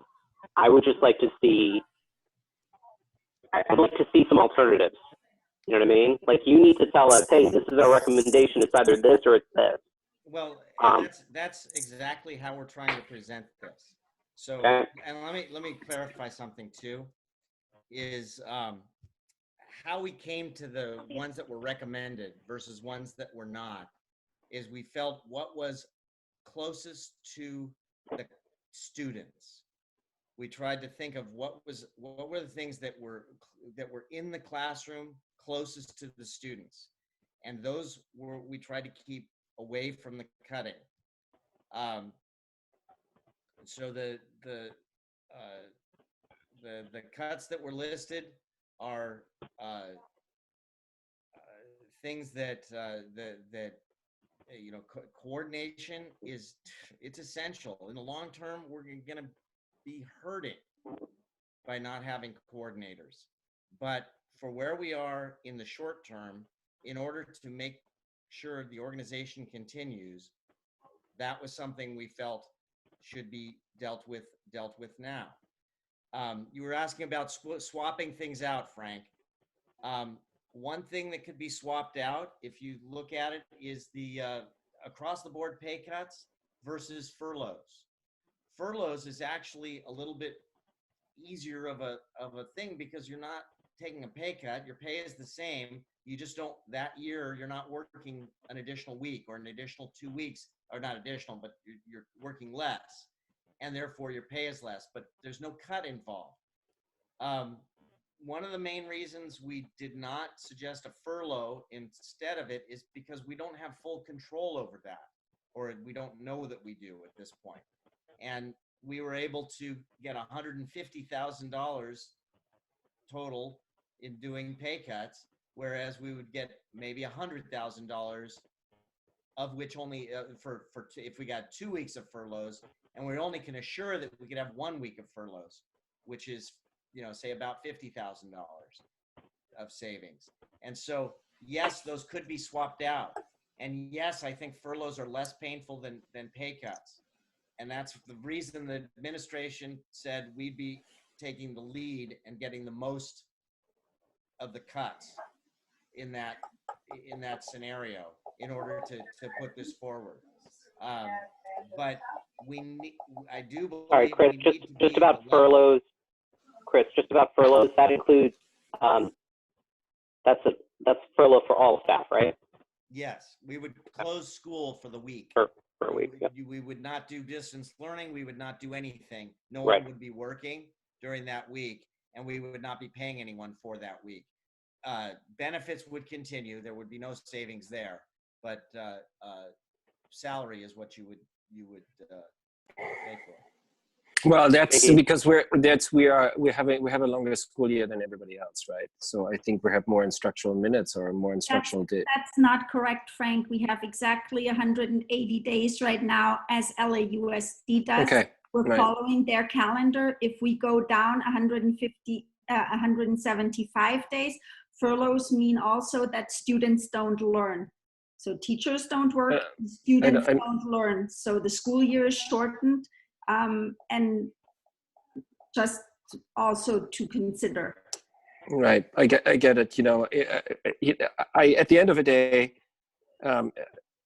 there are some nasty cuts. I mean, I think we should continue conversation on the finance committee level to maybe come up with an alternative. We are not voting on this anyway. I can't tell you, but just by looking at the numbers and not understanding how the educational program works, whether this is the right or the wrong way. I'll trust your judgment. Let's put it this way. But I will stop talking now and will please have my other board members chime in on the matter. Well, I'm curious firstly to know whether this is based on the assumption that distance learning will be happening or that campus will be open. Firstly. This is based on the idea that campus would be opening, but I think we'd be silly not to assume there's going to be some sort of distance learning that's going on. It's just we can't quantify it. Distance learning actually, we'd save a little bit of money, but I don't know that we can count on that for budgeting purposes because we don't know the length. Is it a week or two or a month or 3 months or all year? We just don't know, and there's no way to really quantify that. So I'm saying that this is based on the idea of coming back to school. And then I don't know how comfortable I am with this number of 420 something. I imagine that there'll be some families moving. I imagine that there'll be certain changes. Is that including because we now have a 7th grade class? I mean, it's a 23 student increase. Is that correct? It's a yeah. If you go from the number's 439. If you're going from our ADA number at 416, it's a 23 student increase.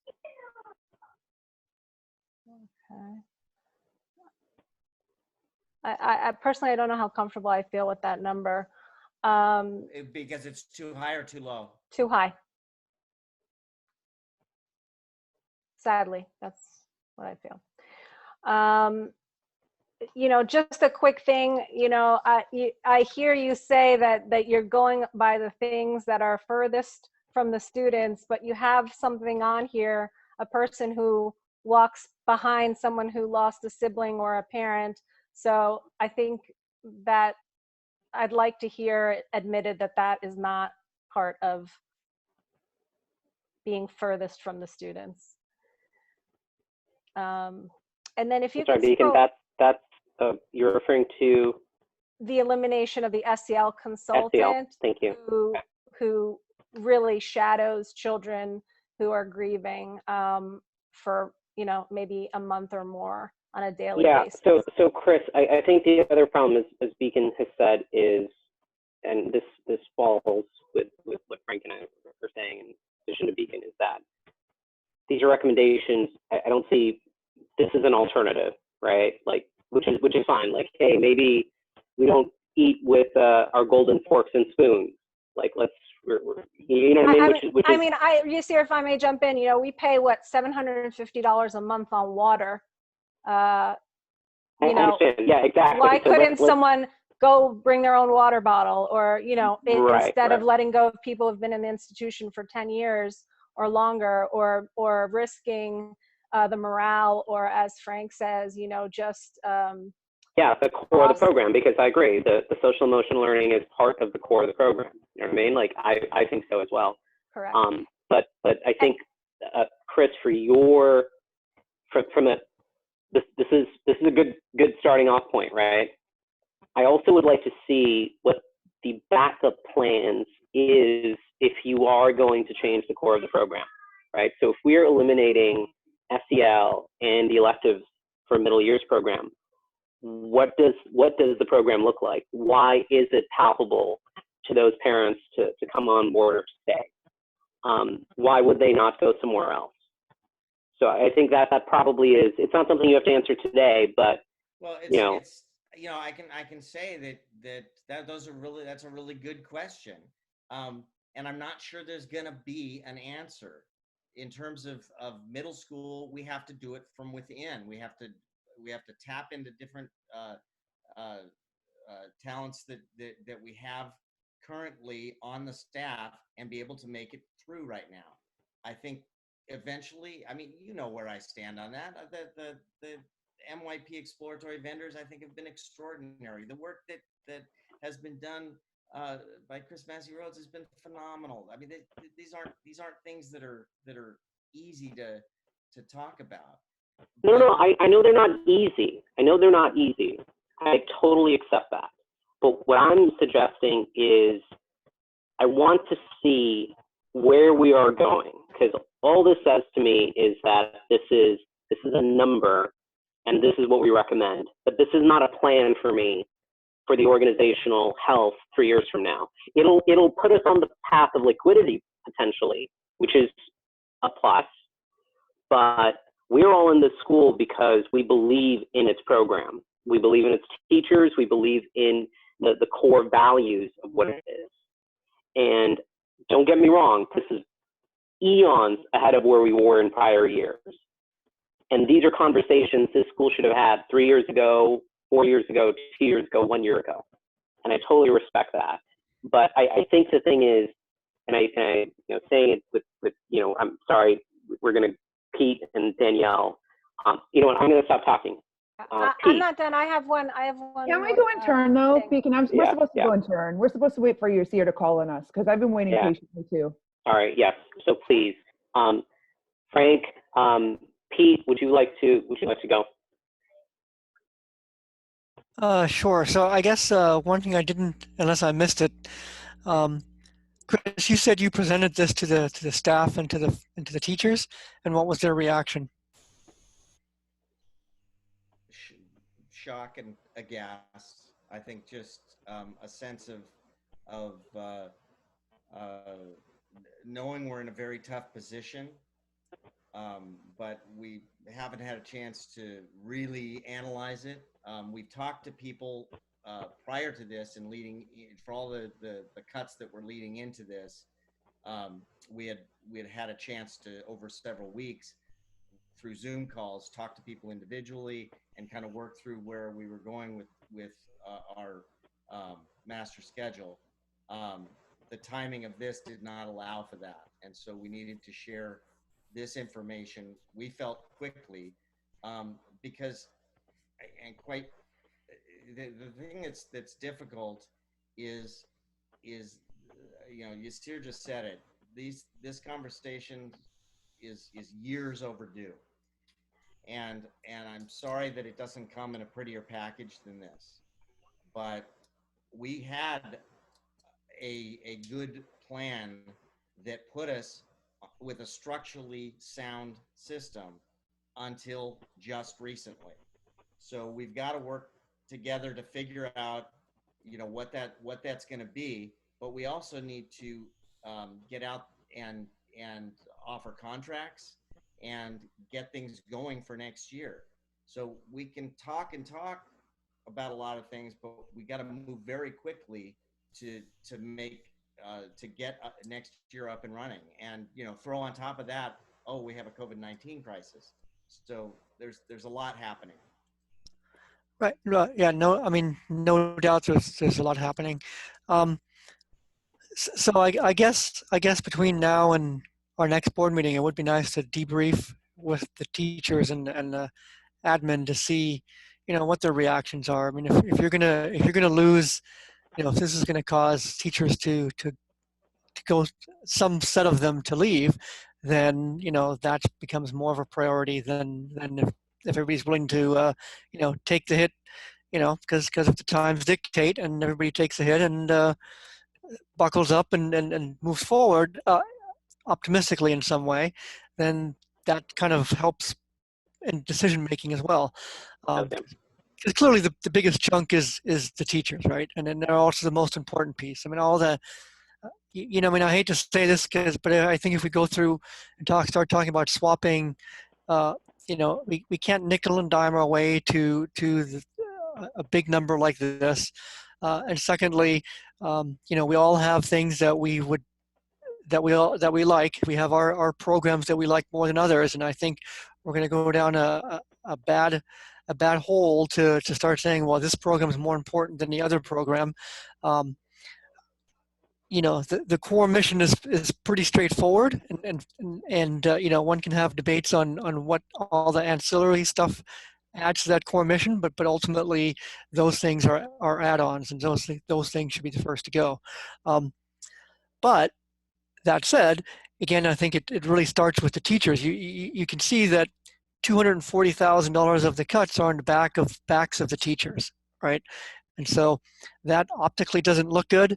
And I think in terms of the health of the school, that's probably the thing that may be the most detrimental, because as you guys all know more than I do, being, you know, in the school, the people that have the most contact with the parents and keep the parents happy are the teachers. And if the teachers start grumbling to the parents, then the parents will start grumbling. And whether you have any of these other additional features will not matter, because the bottom line is that the teachers have to be, you know, they have to feel like they're being justly rewarded for the work that they do. So I think that's the main thing for me is thinking about the teachers. The second thing I think is for the board to think about, what is the number that we're comfortable with in terms of a deficit. So we've had deficits on purpose in the past, and the deficit from the previous couple of years, I know some of the board members think they seem to be willy-nilly, and yes, the budget could have been a little tighter, but there was also reasons for, as you know, as we talked about, there were reasons for the deficit, and that deficit was going to be worked its way down as the middle school developed. And so the question for the board is, what kind of a deficit number would you be comfortable with in the short term, again, with the long-term plan, which was the plan previously of working your way out of it as the school expands enrollment and the grades come up? So are you willing to go to a deficit of 250? Are you willing to go to a deficit of 300? I think we as a board have to decide that number, so Chris and his team can decide of where to make better recommendations, as opposed to trying to get to zero in 1 year. I mean, clearly you have to get to zero in a few years, but maybe, and unfortunately, it doesn't happen in the year after a pandemic. And that's just kind of how it is. And it's uncomfortable, but that's the way maybe we need to move forward. Anyway, Thank you, Pete. Danielle. Yeah, I was going to say that teacher jobs next year are going to be harder than they've ever been, based on the types of restrictions that are going to be put in classrooms and all the things that we're going to be anticipating. And when we talk about teacher retention, I think this is going to majorly impact that, as well as the achievement gap, naturally, since they both go hand in hand. I mean, the furlough is going to impact the achievement gap, and then teacher salary cuts will impact teacher retention. Have we thought about a couple of things? One is other scenarios for maybe decreasing the budget by 2% or 5% instead, or, you know, it's anticipated that other schools are, this isn't unique to Goethe. Every school is experiencing this right now, and this will impact every school. Some schools will have to take out loans, and, you know, like what Pete said, what type of deficit would feel comfortable to us that might be where we need to go. I'm highly concerned about the teacher salary cuts, especially, you know, given they're obviously not okay with it. There's so many teachers on this attendee list right now as participants. And so, you know, we see firsthand as parents all of the work that the teachers are doing. And that's my biggest concern. The retention, and then also morale, and also, you know, paying them a fair wage. So I'd love to reconsider how we're gonna look at this budget maybe again with a 2% decrease or a 5% decrease, or maybe even if we have to have a deficit hit or take a loan or whatever that is. I'd like to, you know, also when I talk about core, you know, core things, you know, what needs to be done in order to get to academic achievement. And I understand we have a program, but for me, core doesn't necessarily mean that we have to do field trips. You know, I'm not sure whether this is contemplated. Field trips, you said, Frank? No, yeah, I'm just, you know, I'm just speaking from my own perspective, right? So if I have the choice between doing a field trip or paying a teacher, you know, my preference is clear. I'll pay the teacher and don't do the field trip, right? If I have, you know, so what are the preference? That's what I mean in core. You know, the comment was made, and these are just, if we can pay SEL, I'm not sure this is core, but, you know, the comment is, you know, the way the argument was structured was pretty interesting. You know, if we have an SEL consultant, right, and it costs us $7,500, and we have on the discretionary spending the water bottle, you know, then is that core? So I think we need to go dive a little deeper into the budget and see what else we can do. Does it mean that that we may have to offer? Is there a health insurance program out there which may save us cost? You know, by what are the assumption in the individual discretionary spending, and what can be taken out from the get-go in order to get more room to a meaningful budget. So I think we need to look at the budget on the individual item a little bit closer, and because of and I bet you guys have done it, but I don't understand it, so I can't comment on it. I think it's harsh, and yeah. So sorry. Frank, if I may dovetail on your comment, I think, Chris, you've gotten the overall board feedback. That let me, if I could reply to one piece of that, just so you're aware. Yep. So, for instance, field trips are not in our budget whatsoever. In the last year, we put a certain amount in, about a third of the costs that we'd done previously for field trips, and the rest was done through parent fundraising. We don't think field trips are even going to be possible next year because of buses and not being able to put kids in buses. So we did not budget anything for field trips. So there's zero field trips, and if we do, we'll do that. I do also want to be sure that all of our board members have been heard before closing this conversation. No, I understand. So we'll do another round. So Chris, I think the overwhelming feedback is the following. Okay. I think we would like to see this recommended cut, just from a presentation standpoint, definitely one other column, which has alternatives, if not two. And by alternatives, what do you mean? I mean, if it's not, because you're trying to reach this number, right, 335, and to Pete's point, that brings us to what can the organization live with, right? So there's two parts to this development process, this budget development process, which, as I think we all agree, including you and the board members, is that these conversations should have happened 3 years ago, 2 years ago, 1 year ago. So I think the thing is, we need to look at the cutbacks, and we need to look at big, small, and little, right? And then we need to look at using those cutbacks, what the 3-year liquidity and the position of the organization looks like. So I don't want to give you and your committee a ton of work, but ultimately, you know, where else can we get, as Pete so eloquently put it, on the backs of teachers, right? you're suggesting a 70% pay, 70% cut to the expenses on the backs of the teachers. And I get it. This is a fixed program, right? There's only so many things that we can change, and I totally accept that.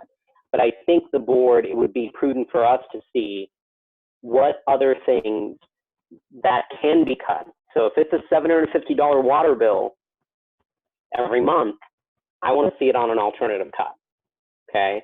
If it's losing janitors for the next 3 years in total, okay, I'd like to see it on an alternative cut.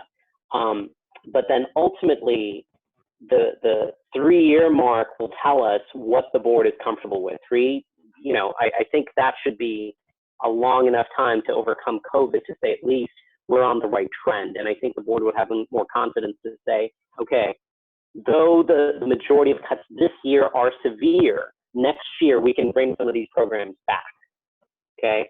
Then you would potentially get a little bit more comfort from us to say, this is the right path. Budget cycles for organizations and especially schools are not yearly. They should be done 3 years with the expectation that this is a long-term strategic goal of the school. Now, whether that's eliminating field trips for 3 years, that's fine. We're in it to know that this school will no longer offer field trips for 3 years, but that needs to be a clear mandate that we. So that being said, I'm gonna, Frank, do you have, I was gonna jump to Pete, if that's okay, we'll come back again. I have no further comment, and I think I have no further comment. Thank you. Pete?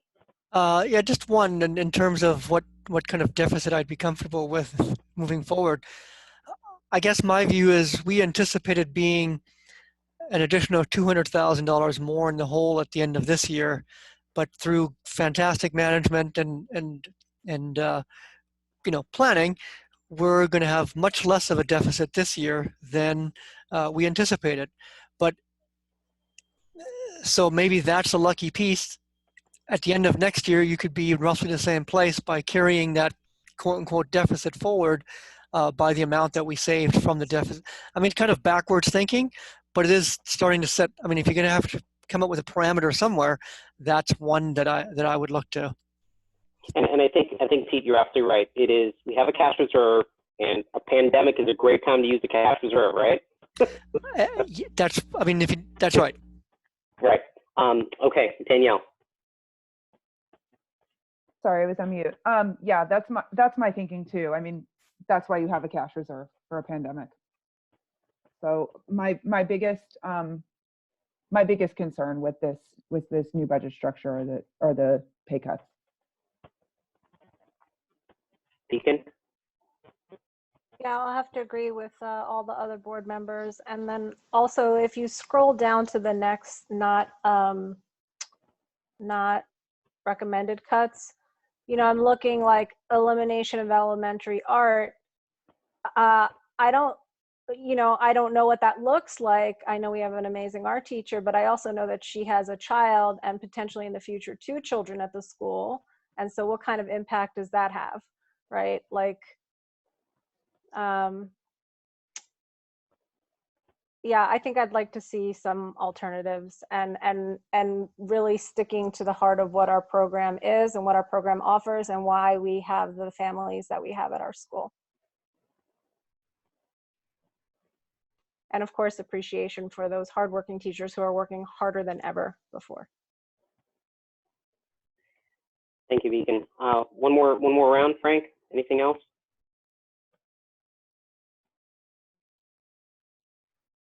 Frank? Uh-oh, bathroom break. All right, lost his turn. Pete? Okay, he's good. Danielle? Nothing further. Beacon, anything else? All right, well, Mr. Jones, I will leave it back to you. Well, what the issue is, however, is we're going to need to then set up a special board meeting in May, because we can't wait until June to start offering to teachers. We can find some other things that are maybe out of the box but I don't know. Yeah, I'll admit Arrowhead Water I thought was a sunk cost that couldn't even be discussed, the Sacred Cow.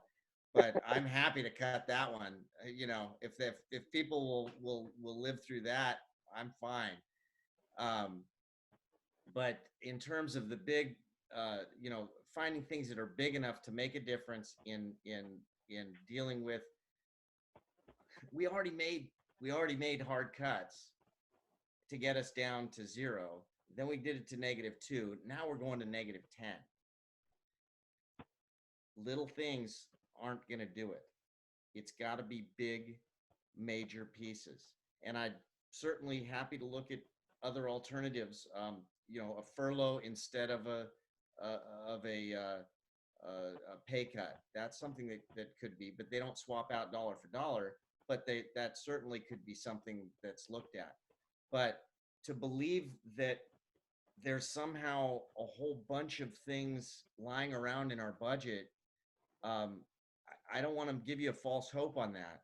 We have a lean budget. I've been watching it this year. I'm amazed at how little is spent. There just isn't a lot of waste.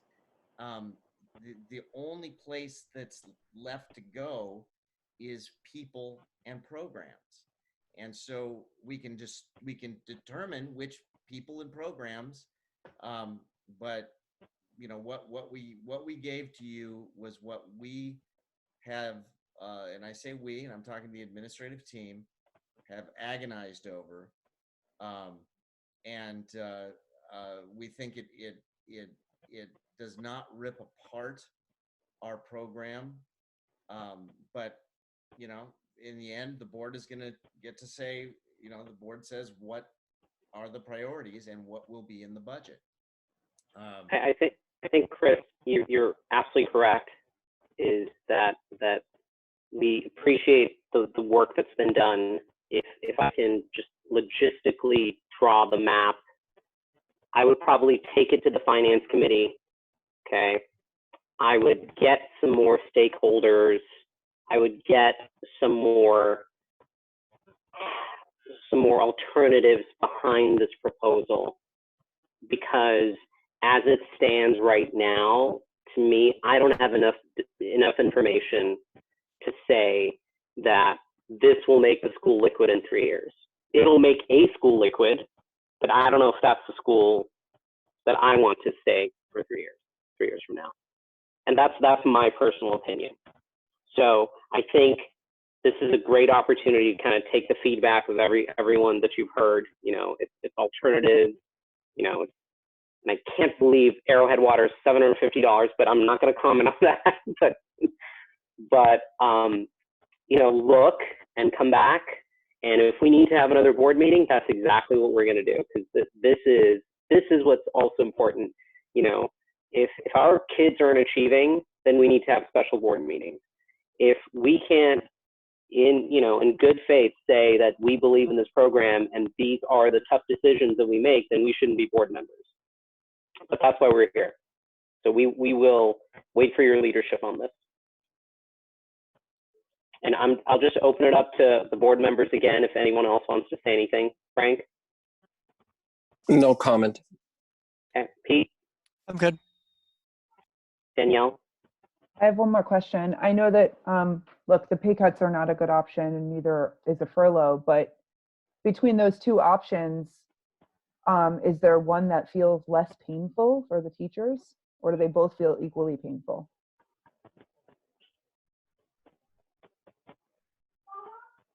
I think that's to you, Chris. Yeah. Oh, I thought you were opening that up to teachers. I don't know if they're allowed to answer, but I guess. Yeah. Well, they are if the chair recognizes them and asks for public input. Not today. You can have that in your finance committee, Frank. That's fine. I just need to understand the basics a little better. But we'll have a finance committee meeting probably if we can get together next week, and then go over the numbers, and then we can invite public comment on We should Right, I maybe think have that's two finance meetings, one more a little bit plannable, and then another one for public input, and then we come forward to the board with some Hey, Frank. but cohesive plan. Frank, just keep in mind, I would really like to stay a cut above the rest since the board's been so effective this year and try to offer the contract before the end of the month. I don't know if that timing will line up. Yeah, I think you know, it's up from the finance committee to organize another finance committee meeting. Okay. And I know everybody, and don't get me wrong, Dr. Jones and Biggie and Casey and Mike, we are absolutely, I'm absolutely appreciative of what you've done. I just need to understand it a little better, and so because we only have discussed the 2%. And not the 10%, because the finance committee meeting was on Wednesday, the Wednesday or Tuesday, and the other meeting, the Thursday was the May revise, and so that's all news to us too. So that's definitely correct. Yeah. So Okay, so let's have another Well, finance committee meeting next week, or even this week if you can. Yeah, we'll work a little bit harder just so we can get this portion resolved, at least so we can get the contract out as quickly as possible. Thank you. Yep. All right. Should we do another round, or board members? No. Pete's nodding no. I just want to make a quick note because I know Yeah. y'all are surprised by the $750 water bill, but there are times where the water bill is $2,200. You know, I mean, just I don't know. How do you know the water bill? Sorry, Danielle. Anything else, Danielle? Isn't that what I'm here for? My question is, can we stop talking about the water bill? Okay. Well, Chris, thank you for blowing the timeline of this board meeting out of the water. There's nothing further. All right, board development, I guess that's me. I'd like to talk about a couple of things. We had on our schedule the board development committee, which was supposed, I think we formed the charter, we approved on it, and we were going to appoint members, and then COVID broke. Part of the responsibility of the board development committee was to set up process and procedures to get new board members onto the board, and also define the protocol for onboarding. We have not been able to do that due to the current situation, and I do apologize for that. And I think it was sort of you know, something, one of those things that was really important to me, especially after last year. We have our parent elections coming up. I doubt with our load of agenda items, and I think I just heard we will most likely have another special board meeting before June in order for the teacher contracts to be approved, that we probably will not have time to form the committee as effectively as I would like. With that being said, I would like to, you know, just this part of our meeting is about, you know, open conversations, frank discussions, literally frank discussions, not Frank Boytine discussions about, you know, the board and what, you know, who we are as a board and how we want to move forward. That being said, what is everyone's thought on the board, on where the board is now, where we see it 2 months from now, where we see it for August 20 for the next academic year? Frank? One comment, I want to make sure that as part of the online learning process that we are getting every parent a ballot. I have received mine today, and I want to make sure that everybody has a ballot so that the table stakes, right, that everybody has a vote and everybody is getting a ballot to vote for the two parent representatives or the two parent representatives on the board. We just need to make sure as a board, I think it would be nice if we had some more educational background on the board. We can. I would imagine, Chris, we would have some way to audit that, right? To make sure that every family has gotten and received. I have not received my ballot, just chiming in. Ah, thank you. Yeah. So these are Chris, table would you like to? stakes. Yeah, and so to close out my comment, I think, as a board, would be nice if we had had a little bit more of educational background on the board. I think the first question, Chris, is are we confident that every family received a ballot for the parent-elect role? I was until Danielle just said that. I did not receive mine either. Okay, we will. Do candidates not receive ballots? Maybe that's it. Every email, you should have received it in multiple places. So if the email, we'll put out something on GICS communication, and they'll say, if you have not received a ballot, please let us know and we will send you a ballot, so that we know we're covering everybody, and we'll put that out. We can put that out tonight. Perfect. Thank you, Chris. Pete. Yeah, I think it's imperative that we add some additional outside board members. So I think if there's a short form or a shortened process that we could do, or expedited process given the situation to get the ball rolling, I think we should pursue that without making any of these meetings too much longer. Danielle? I agree with Pete and with Frank. Do we have anybody who's applied to be on the board? Any applications that are waiting, even from the previous year?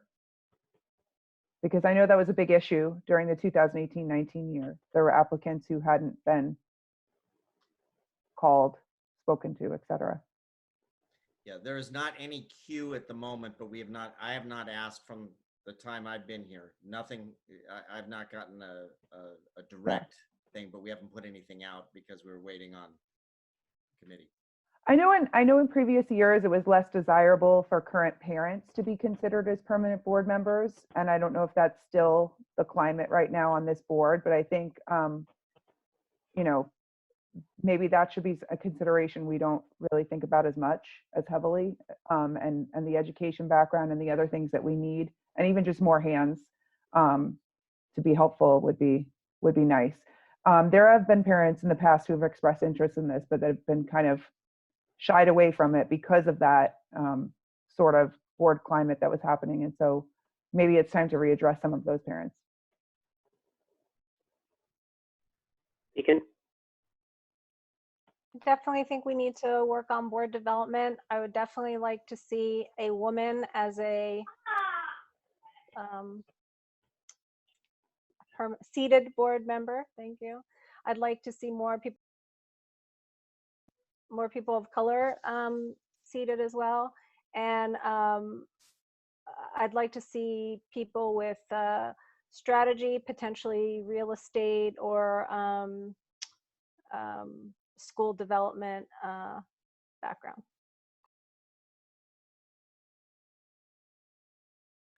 All right. So if then we had a process to recruit new board members. I can revisit it, bring it forth to the board. If I'm getting the feeling that everyone is in agreement that we need some blood. I don't want to say fresh blood, but just blood. Let's bring it on to the next board meeting agenda, and let's work on a concerted plan to acquire new board members at least through the summer months, and bring it forth and make sure that we're in a good spot for next year. Not to say that we are deferring the formation of the board development committee, but I also share that value that we, one of the things I think everyone knows that's always been near and dear to me is the expansion of this program. And I also feel like that's not possible with a board that's this small. We need a few more pair of hands. So if the consensus is that we move forward with the recruitment without the development committee, I'm all for it, and I will bring it forth to review and vote on next month. or probably not at the next special, but at the next regular. Okay. Nods. Everyone, Beacon, Danielle, Pete is, yep, we got nods. Okay. Frank is taking another bathroom break. All right. That takes us to calendar topics for upcoming board meetings. I think that is confirmed. I don't know if there's anything else we need to add. We talked about a special board meeting prior to the end of June in order to satisfy our self-imposed deadline for teachers' contracts. So that will require definitely one finance committee meeting, possibly two. We are on May 18th, so that does become tight. I would just like to make sure that we have quorum. If you guys can open up your calendars, I would appreciate it. So that gives us basically until next week, this week or next week. I would say, because I'm a procrastinator, Friday the 29th would probably give the finance committee enough time to have as many meetings as possible. Does that look like an acceptable special meeting date? Pete, Frank, are you there? Yes, I'm here. Yeah, What do you Friday think? would work. Friday would Okay. work. Pete? We could even do a 4 o'clock on a Friday. Yeah. Okay. Yeah, Friday, hold on. Friday all during the day is okay with you Yeah. guys? All right, Danielle? Friday looks fine to me right now. Okay, Beacon? Friday during the day. All right, perfect. So, Afternoon, please. Afternoon, please. I can't do, it has to be after 3, but it can be 4. okay, 4, Yeah. yep. My nap is done by 4. That could work. All right, That's cool. perfect. Then you're all going to be relaxed. All right, then tentatively special board meeting for Friday. Okay, moving on. Is that good enough for Dr. Jones? The timeline? Just Chris? can you? Okay, Well, we would need to have, we'd need to have a finance committee prior to that, possibly 2 finance committees Yeah. prior to that. And I'm meaning contracts. contracts, Yeah. after that point, that's the last year they were issued in June. We can issue them again in June. If I mean, that's the best we can do.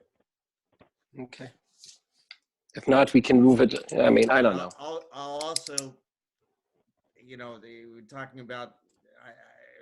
When did you have in We want mind? to do this for teachers as quickly as we can. We want to. Yes, keep absolutely. Our teachers are amazing. So, no, exactly. so No, did you have an earlier board meeting in mind, Dr. Jones? That's my question. I think the key thing is getting the finance. Yeah, I get it, but Maybe did you? Doing But something that can get to the point where that meeting yeah. is resolving something. Okay. So I think that's offhand. I think that's an okay time to set it for, as long as we come to that Yeah. meeting ready to Prepared. give direction on the budget. We could even approve the budget at that point if we're ready to do it. Yep. Okay. All right. We also, but just saying, we also do have a meeting in that's set on June 8th and a meeting that's set on June 15th. We probably could cancel one of those meetings, probably the June 8th one, if we're able to move this up. It's kind of moving that one backward. Wasn't there a reason we needed that June 8th meeting?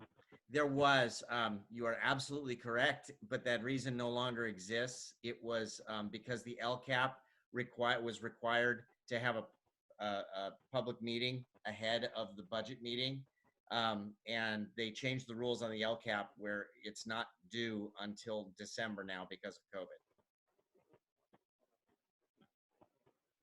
All right. Well, let's see if we can repurpose the special. Then it won't. It'll go a little bit longer, but I'm sure everyone here will appreciate taking another meeting off our schedule. But yes, my goal is to, going forward, not just this year, but if we can get through this stuff before June, I think everyone will be in a much better place, especially from a contract standpoint. All right, if there's nothing further, we have a couple of things to talk about in closed session. So the board will now convene to closed session. And Chris and Casey, Casey, can you hand over the hosting to me?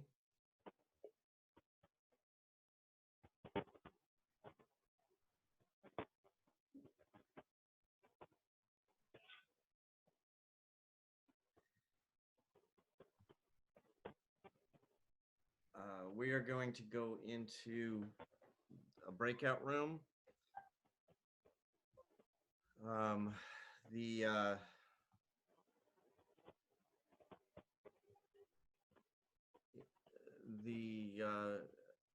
Let's see, Yasir, would you like myself or the entire admin team joining?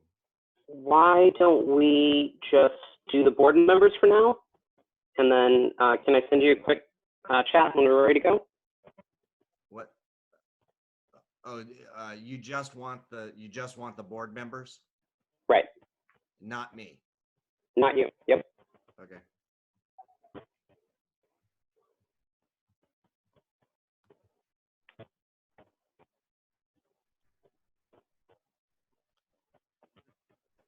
Okay, breakout rooms manually.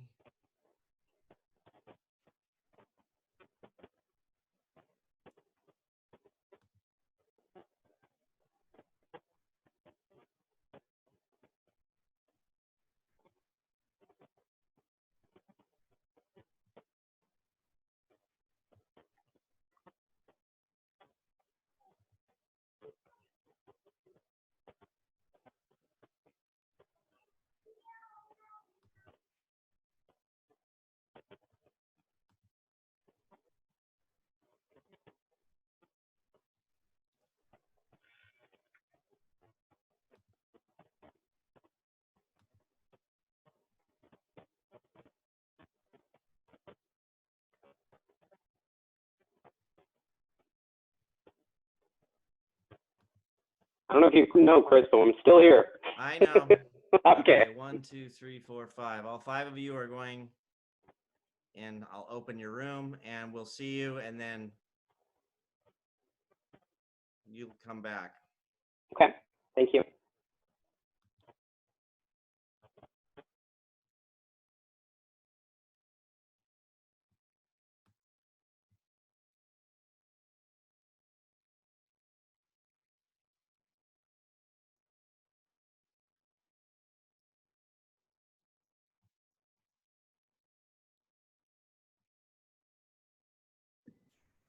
It's not recording their breakout session, is it?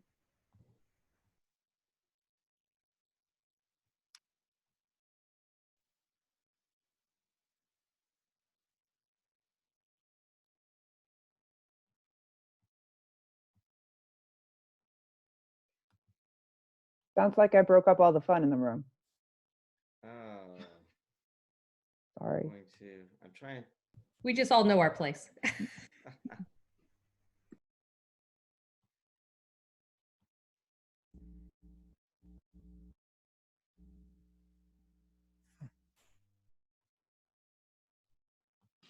I'm back. Okay.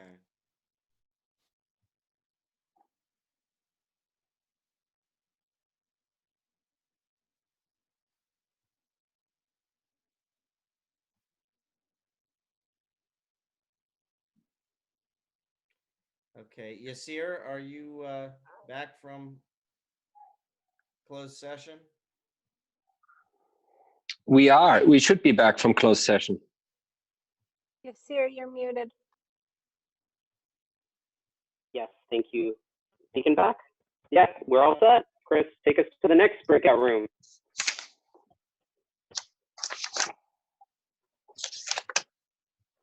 Do you have anything to report out of closed session? I think we should do it just at the end, because we have.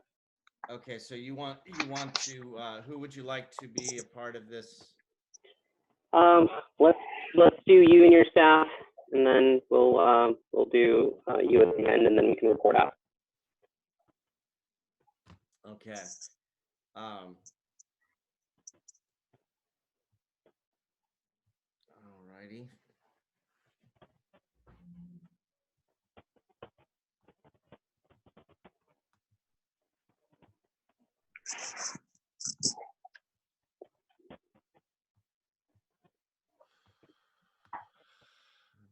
Closing all rooms. I'm going to open one up now.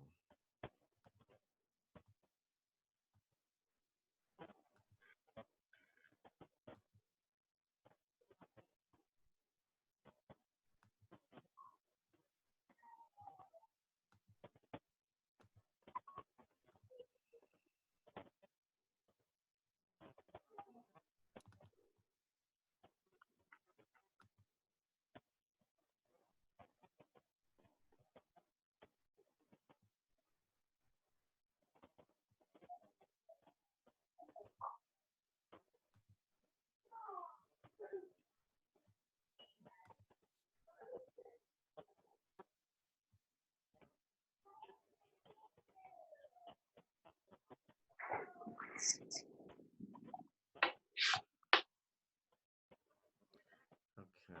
And Casey? Casey, Yeah. if I'm the host, can I join a? Yeah. Okay.